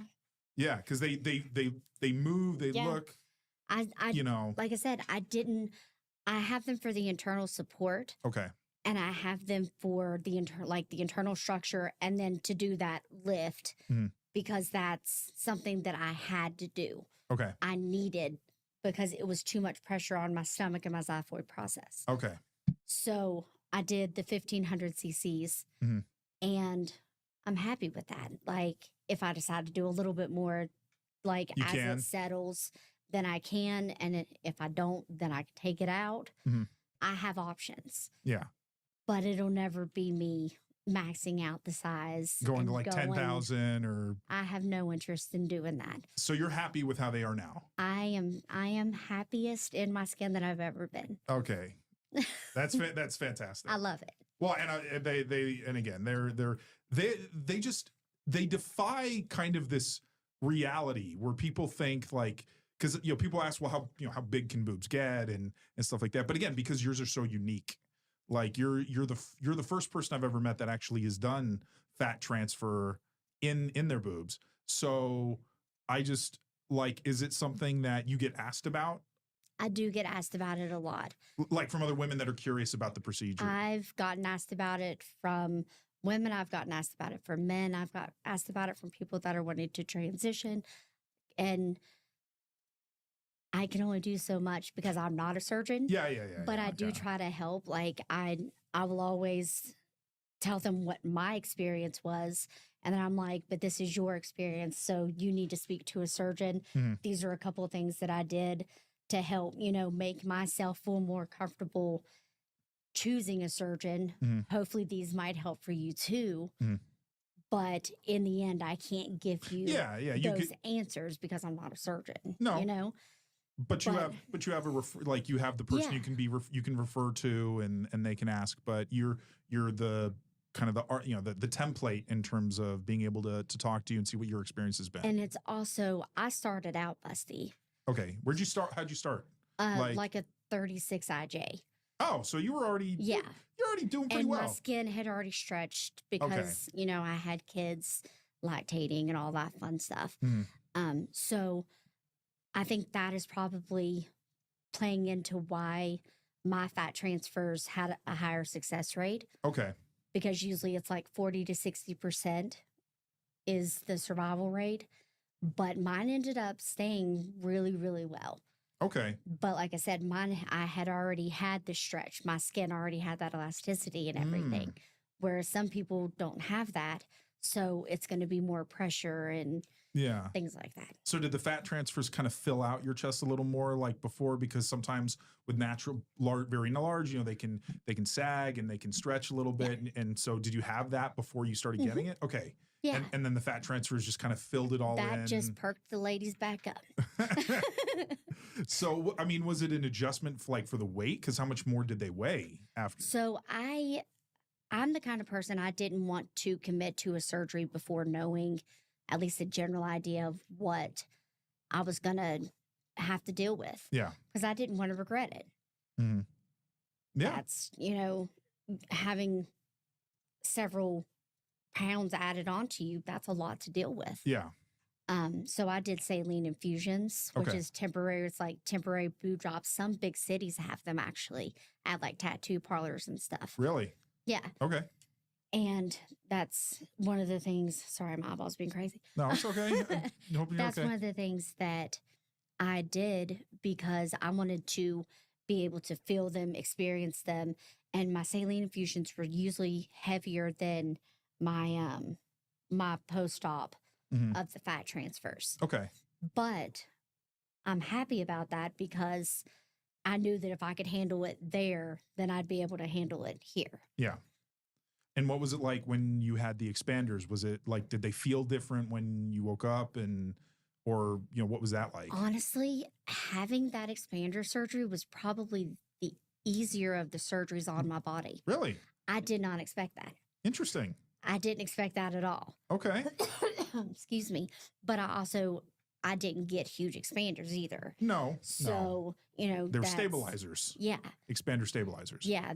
That was more for the internal support. And I was up and moving around. I mean, I was sore, of course, because it's a surgery. Sure. But overall, that was probably my easiest surgery that I've done. So then how are the expanders then what are they doing exactly? Are they basically preventing your boobs from dropping? Like or is it like they're giving it extra support so that, say they're not as heavy? Like what is it that they're exactly doing for you? They're doing the internal support. Okay. So I have my boob. Yes.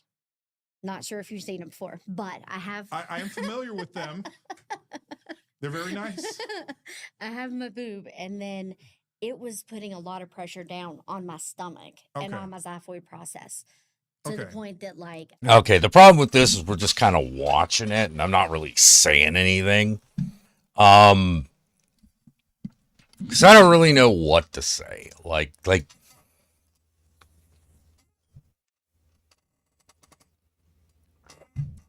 you know,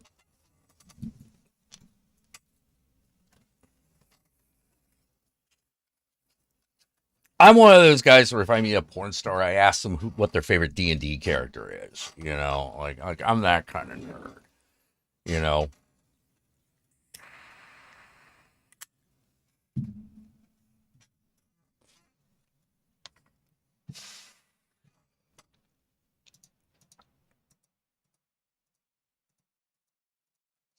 favorite D&D character, favorite scary movie. Shit like that because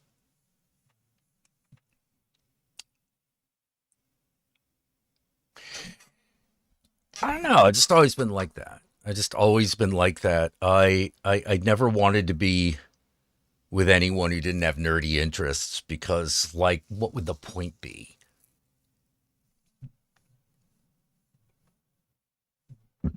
I needed someone who was gonna get it when I brought like my horror collection along, or brought my Transformers collection along, or played Dungeons and Dragons on a weekend. You know, yeah. Favorite vampire clan. That's a good one. Yeah, at least that was when that game was a lot more popular. Um,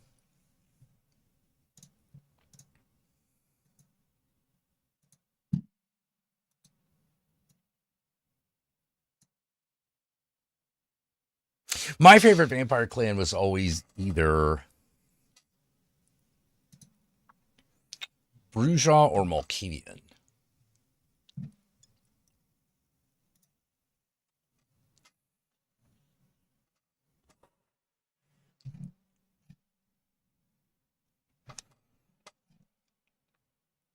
You know, I always tried to play Malkavian because I knew that there was a way to play a Malkavian that wasn't just the classic fish Malk.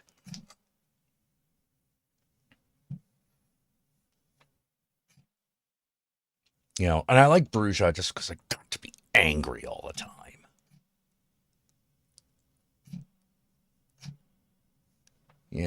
Just got to vent my spleen and shit.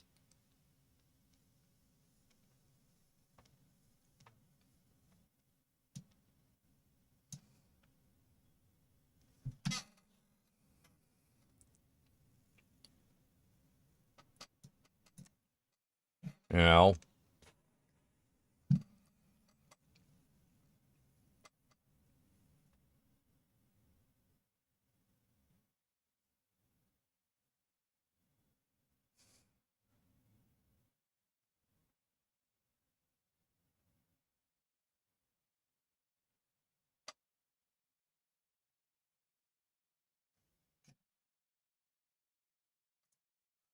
Yeah, Brujas, you can basically play a barbarian. Nosferatu, like, please.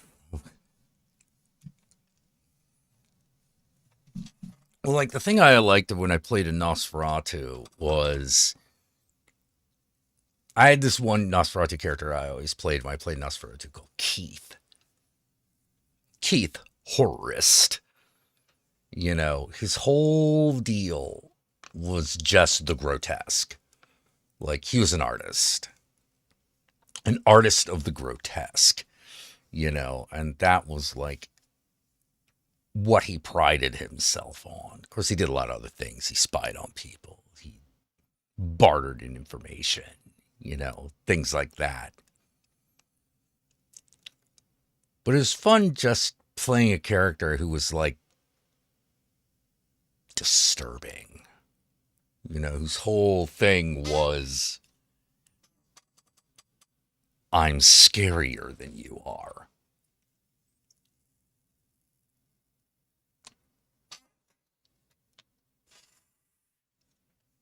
And I tried not to be a creep about it. Because that would have been too easy. That would have been really easy to be a creep about it. I didn't want to do that. I wanted to be, yeah. Jack Nicholson's Joker was a big influence on that character. Gentlemen, let's expand our minds. But like my proudest moment was this venture tried to make me go away with presents, and it didn't work. Because I like maxed out my will. Because I was like, well, yeah, this guy deals in the grotesque. He's gonna have a very high fear tolerance.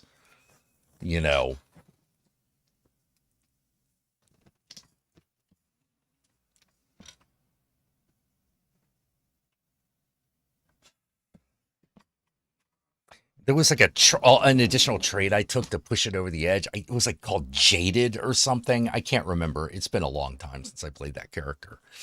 It was a LARP character. Keith was a LARP character. But like here comes dude using all of his presence. He uses all his points to try to like dominate me or scare me or whatever it was. Didn't work. So I'm sitting there, he's like trying to like presence me. I'm just sitting there like, you ought to be in pictures. You should model for me at some point. You ever thought doing that with a little more, really bare the teeth? It's more terrifying that way. That character was a lot of fun. Unfortunately, not a lot of people wanted to interact with him. So I ended up making another character.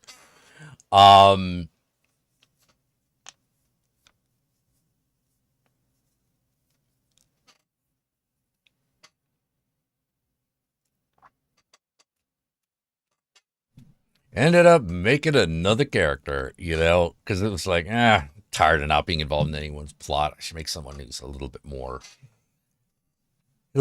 easy to integrate,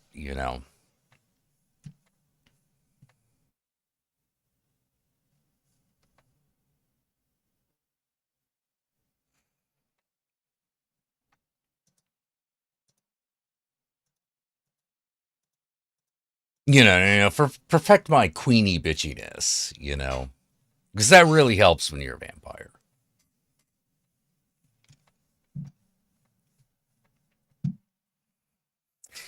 Oh man, yeah, Artist of the Grotesque. I like to keep. I liked playing him. I had people tell me that they thought he was really disturbing, and I was like,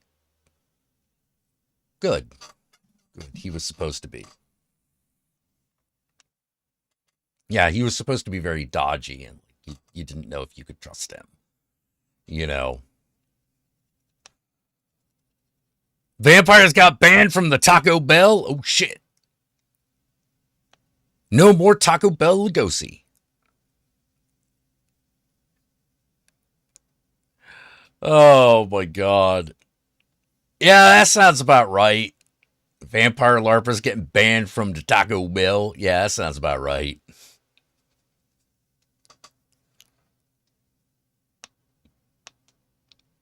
Our fucking game was near Carl's Jr. There's nothing funnier than like the line of fucking people dressed up as vampires like every Friday, like getting Carl's Jr. I always thought that was fucking hilarious.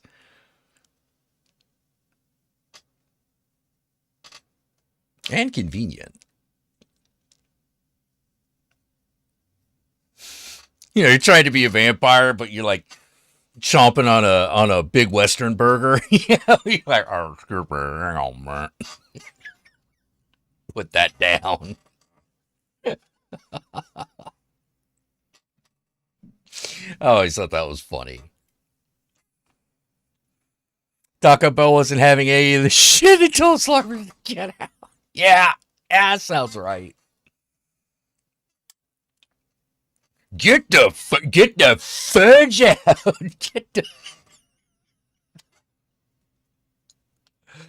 Oh, good old LARP days.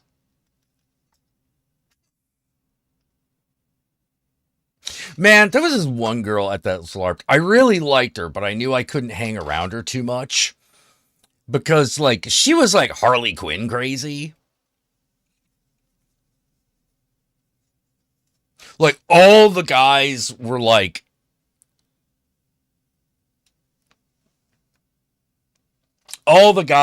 really super, super into her because she was a cute little goth chick, but they didn't realize she was fucking nuts. Like, we're at a part, like, she was at a party at my place once, and she it was sort of seeming like she kind of wanted to make out, and so I was like, sure, I'm not gonna say no to that. But she immediately starts getting like violent.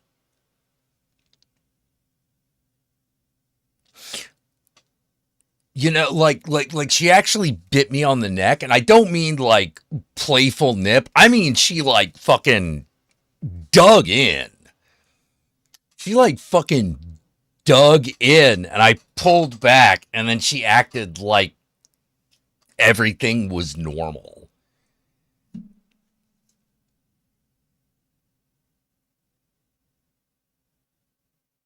Because it's one thing to be like do the fake vampire biting and sucking and maybe leaving a big hickey or something like that. But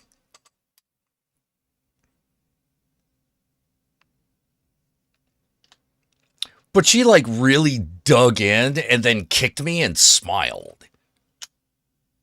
And I didn't know what that meant. Like, I was like, am I supposed to do something at this point? Like, I feel like I'm supposed to just leave. Like, oh, okay. Like, I read the situation wrong. And she was trying to get me off of her, but she didn't act like that once I disengaged. So I didn't know what to do, so I just wandered off. Because I was confused. I was just trying to figure out if I had read her wrong. And wanted to apologize, but no, I just ended up walking away because I didn't know what else to do. Because it was like, why? I feel like if I reciprocate, I'm in some area I don't want to. I'm in some area bordering on abuse that I don't want to be in.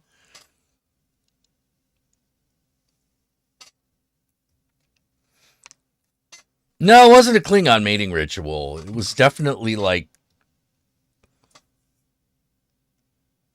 It was definitely some like crazy vampire gothic stuff, but I wasn't used to it going like that far.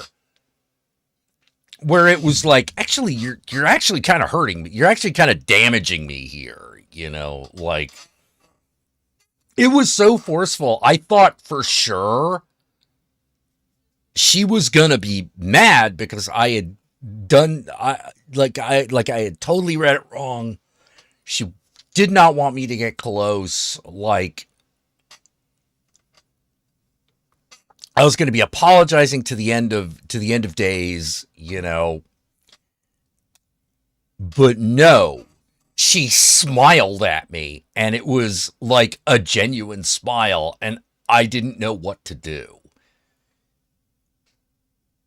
Because like I said, I feel like I'm going to get into like some sort of situation I really don't want to be in.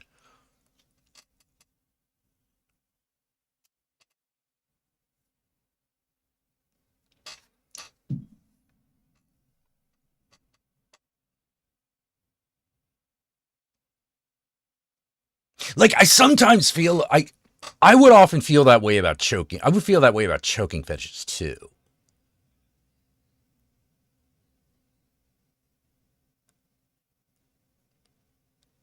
It's that whole like harder, and I'm like, I don't actually think you mean this.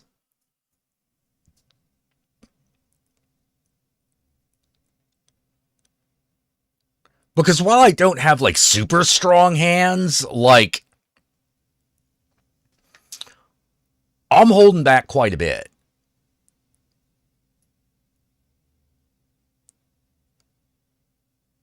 And I feel like in order to like go any harder, I have to be trying to hurt you. And that's just not a place I want to go. Yeah, she's either being too intense for my comfort level or she's luring me into a trap. Yeah, exactly. Like that's what it felt like. You know, like I knew tons of people who were like, "Oh my god, God chicks are crazy. They ask you if you know what human flesh tastes like." And I'm like, that's nothing. No, that's just being kooky.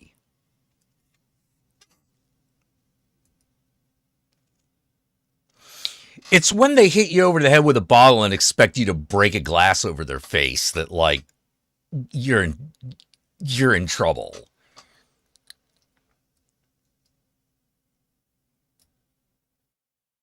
It was also really weird because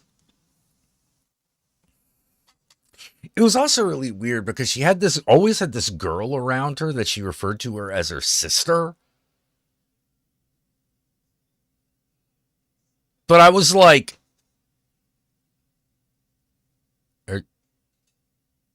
I'm assuming you don't mean that. They didn't mean that literally because the relationship between them seemed to be really sexual.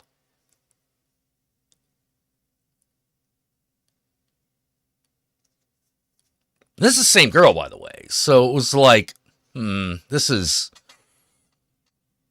adding up to a picture of like dysfunction that I'm not liking.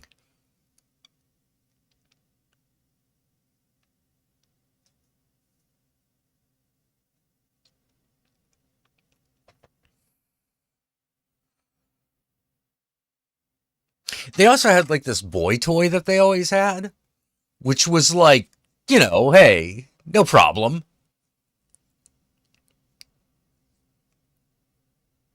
But he always got weird around me and I didn't know why. I still don't know why. The only thing I could think of is like maybe it's just because I'm a bigger guy than he is.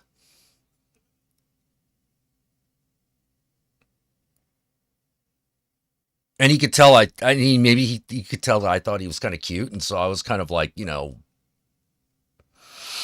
making some moves, but like, I wasn't going hard. You know, just one of those like, oh, what are you into? You know, like, what's your favorite vampire clan? You know, that kind of stuff. You know, but he seemed like he really didn't want to be around me, so I kind of left him alone. You know, because it's like, oh, you're pulling away, okay.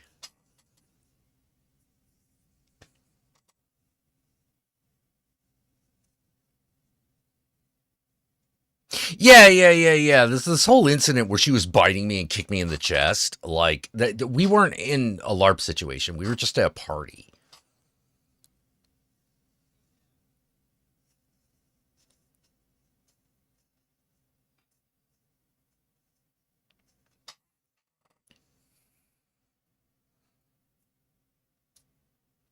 Hey guys, what are we talking about? Oh, we're talking about like vampire LARPs and people we've known through them, and the time this one girl bit my neck and kicked me in the chest for real. And I never knew what to make of it.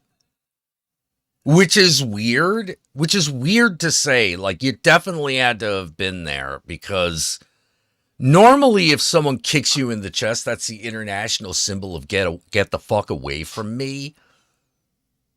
But that wasn't the vibe I was getting, so I just wandered away because I didn't know what to do. It's like, what's my responsibility of consent here? Like what am I supposed to do? How do I make sure everything's cool? Because I'm really not into being kicked in the chest again. I'll tell you that, you know.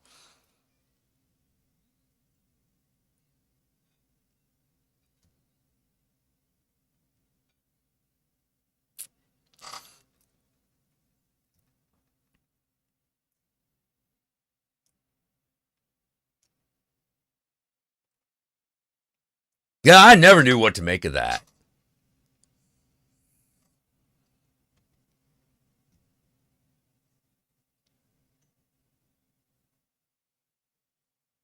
Makes an interesting story, though. Makes an interesting story. I wonder whatever became of like half those people that I used to LARP with. I actually don't know. You know, I actually don't know. You know, my life went off in like kind of in a very different direction, you know? Kind of just sounds like a weirdo. Well, yeah, but I mean, what is a weirdo? You know, what's a weirdo to me? You know?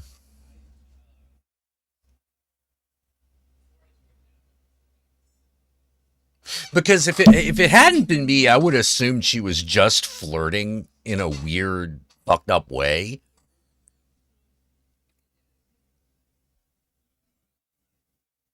I probably wouldn't have thought twice about it. You know, but when it's you have extra questions.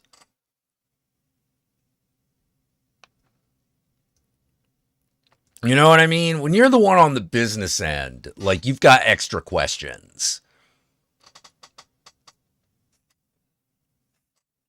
Or at least I do. You know. What is a man? A miserable little pile of secrets. But enough talk. How about you? I so wanted Dracula to say that. I so wanted him to say that in the show. Oh.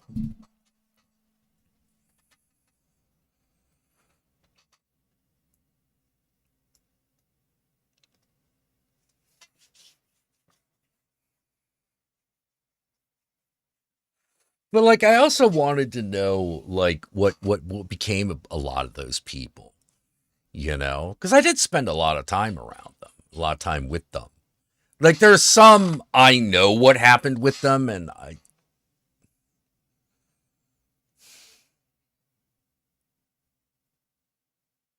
like there was this one guy, we'll call him David O.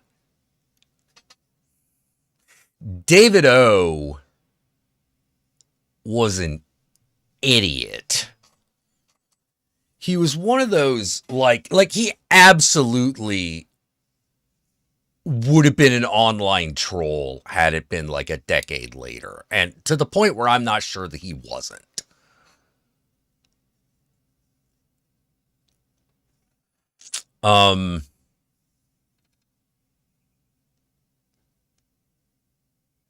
There was another weird dude. I think his name was also Dave something. We'll call him Dave B. Because I think his last name was like Berkowitz or something, you know, like, which would have been really funny.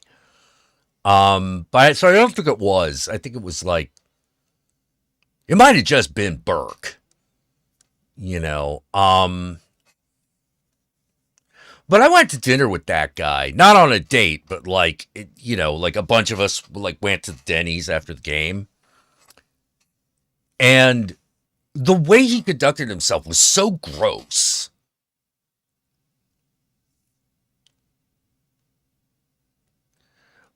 Like, he tried to come off like he was really cultured, but as soon as we got into the diner, he referred to the waitress as doll and did the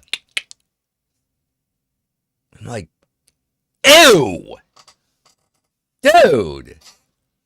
Thanks, doll. The fuck? Where do you think we are? The 40s?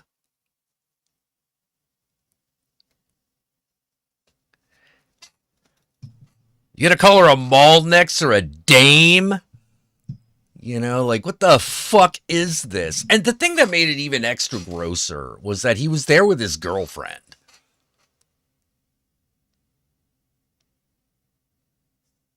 You could tell it was an abusive relationship because this was a girl who's afraid to talk to anybody.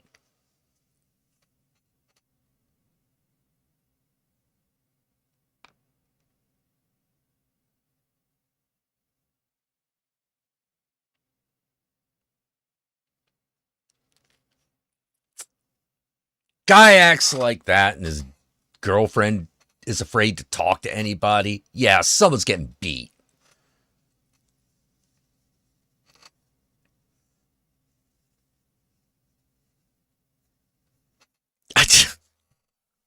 What kind of bullshit was that? I still don't know.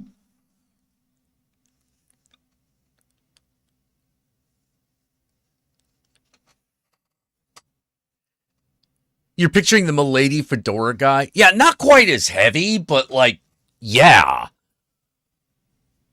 You know, not as heavy as that dude, but like, yeah. Like that kind of, ew.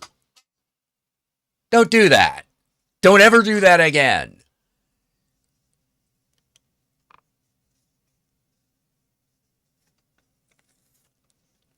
And I was like, this is who this guy is. Fuck this guy.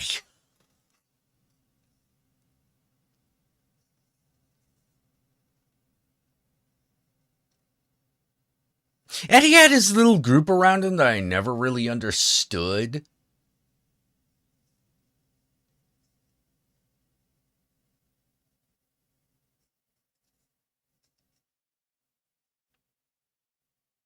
I never really got.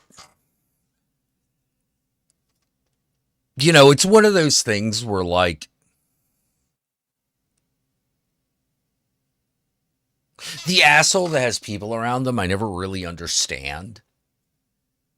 Like, I don't really understand how they got in that position. I don't understand why anyone's around them, you know. And I'm always like, are people hoping that it gets better or something? Because, like, what kind of fucking voodoo magic you got going on over them? I just don't know. I could just never tell because I didn't want to be around him, and I was not. I don't want to be around him. You know, oh, he's so interesting. I don't know. Kind of a boring dipshit to me. You know, maybe my bar is high. You know.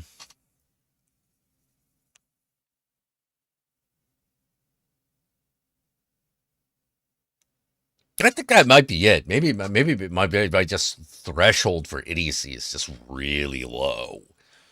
You know. Yeah, it's probably why I'm bad at social media. You know, because my threshold for idiocy is pretty low. Like, it psychologically hurts me when I see wanton idiocy and incompetence.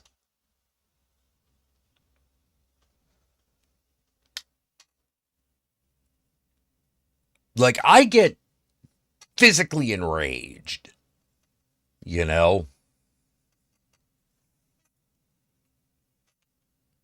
So yeah, these last like 6 years have been kind of rough on me, you know?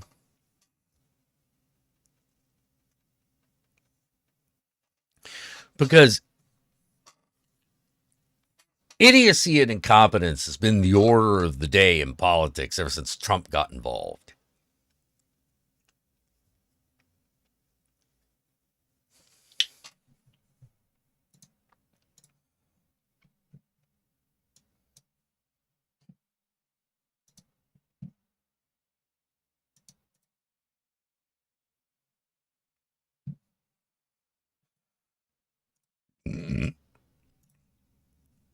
Oh, well.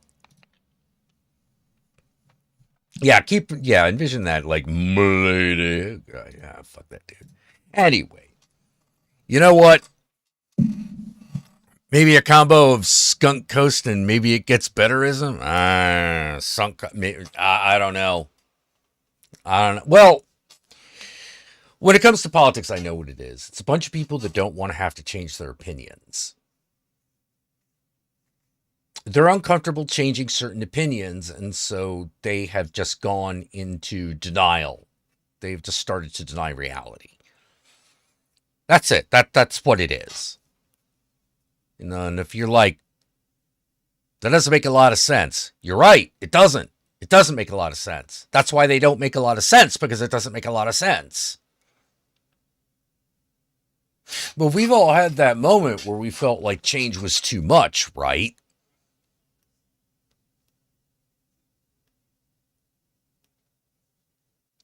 You know, and where we thought that, like, oh, well, I'll just make anyone who tries to change my mind about this, like, suffer somehow. You know, we've all been at that state, as some shade of that state.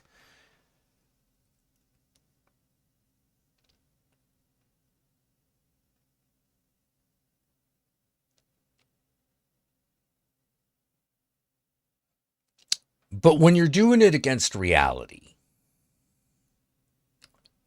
whoa, that's a losing battle right there. That's why they have to create this alternate version of everything that is happening around them. And that's why they don't make any sense, because you're like, but wait a minute, the thing that you said isn't happening. It's not true. Like, not only is it not true, there are no facts for you. There are no actual facts for you to even truly misconstrue this as into the thing that you're claiming.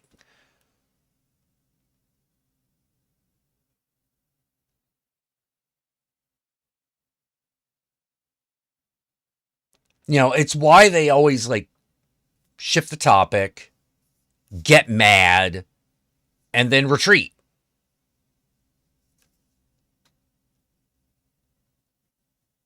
Why not change opinion? It's so easy. Misplaced pride? Yeah, it's misplaced pride largely.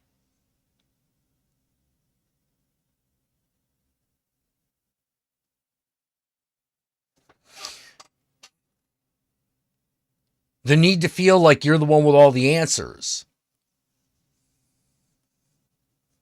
That's a big one. Because they're always so confident in the beginning, and then you like poke just a little bit, and they don't know what to do. So they shift. Oh, what about Biden? Well, what about Hunter Biden's laptop? We were talking about COVID. What does this have to do with Hunter Biden's laptop? Were there secret plans for COVID on Hunter Biden's laptop? And then they'll be like, well, maybe. I'm like, what do you mean maybe?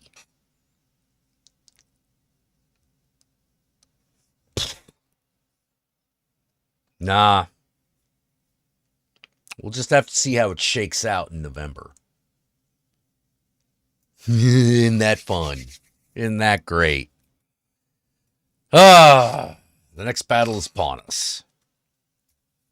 All I know is it's fucking up my Halloween season. I hate it. So confident until they have to substantiate their claims in court. Yeah. Then they got nothing. Oh, I'm a sovereign citizen. The fuck is that?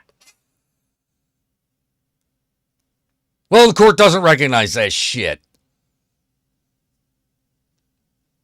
Now what do you got? It's not a magic spell. You know,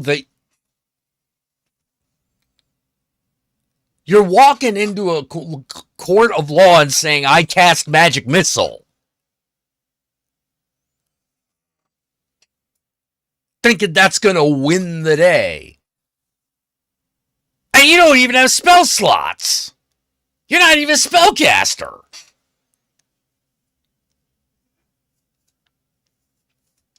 That's what it feels like every time I see that. I was like, dude, you're trying to cast magic missile, but you're not a wizard.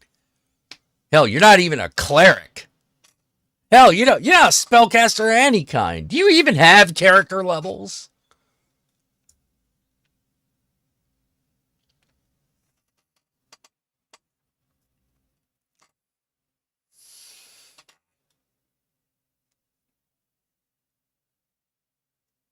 I'm waiting for a guy to go into court and say, well, I go God mode, so you're wrong.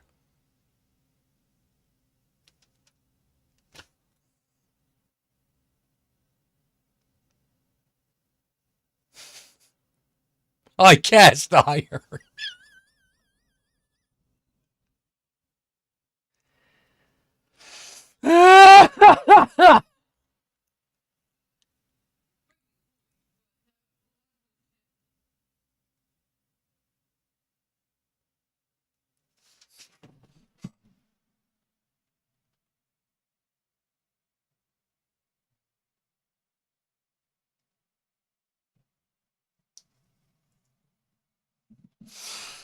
Sorry, I thought I heard a noise back there. Thunderbolt. Thunderbolt. Lightning bolt. Lightning bolt. You're trying to cast magic missile at the prosecuting attorney. It's not working. Obese means I am immune from arrest. Yeah, exactly, man. Ah.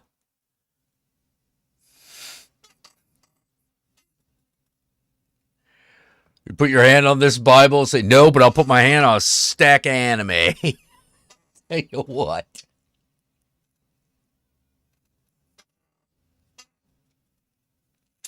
Oh, man, that'd be pretty righteous.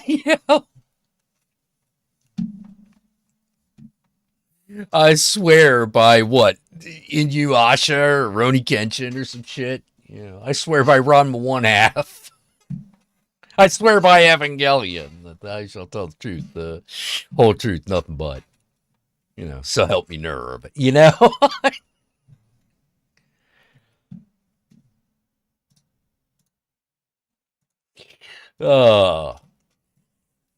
don't even know if that would work in that Phoenix Wright.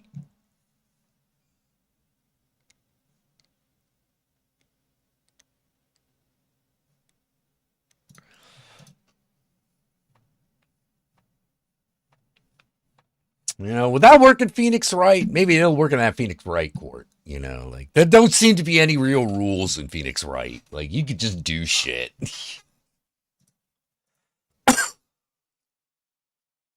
I'd like to call the prosecuting attorney to the stand. You can't do that. You can't do that. Oh, although you can't play Phoenix Wright by the laws of a real court either, because there's so many times in a Phoenix Wright story where you're just sort of like, wouldn't this have been part of discovery?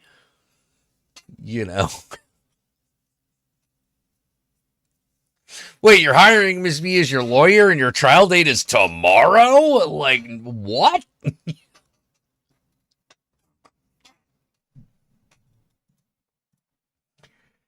Bitch, getting that Phoenix Wright hair is going to take most of the morning. Yeah, I swear on Urotsuki Doji, I swear by the penis power and the Nazi fuck machine. Oh, God. A stack of Bible Black, ho, ho, ho. I didn't ask how big the room is. I said I cast Fireball. Yeah. Yeah.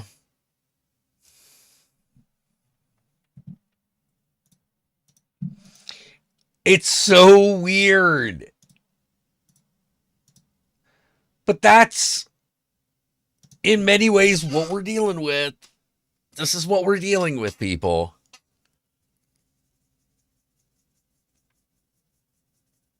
This is what we're dealing with. We're dealing with people who are such magical thinkers. They just say, well, I'm a sovereign citizen. I don't recognize this court.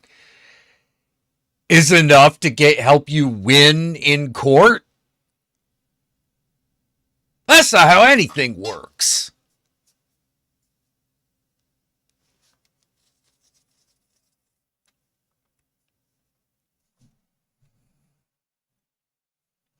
Oh, well. Okay. I've been going on for a while. I want to thank y'all for coming out and hanging out with me. I hope you had a good time. So until next time, remember, Ave Satans, Disco Inferno. And I'll see y'all later. Remember, Satan and I love y'all very much. Wash your ass. Yeah, everything you examine turns into a mimic. It's all mimics, man. I'll talk to y'all later.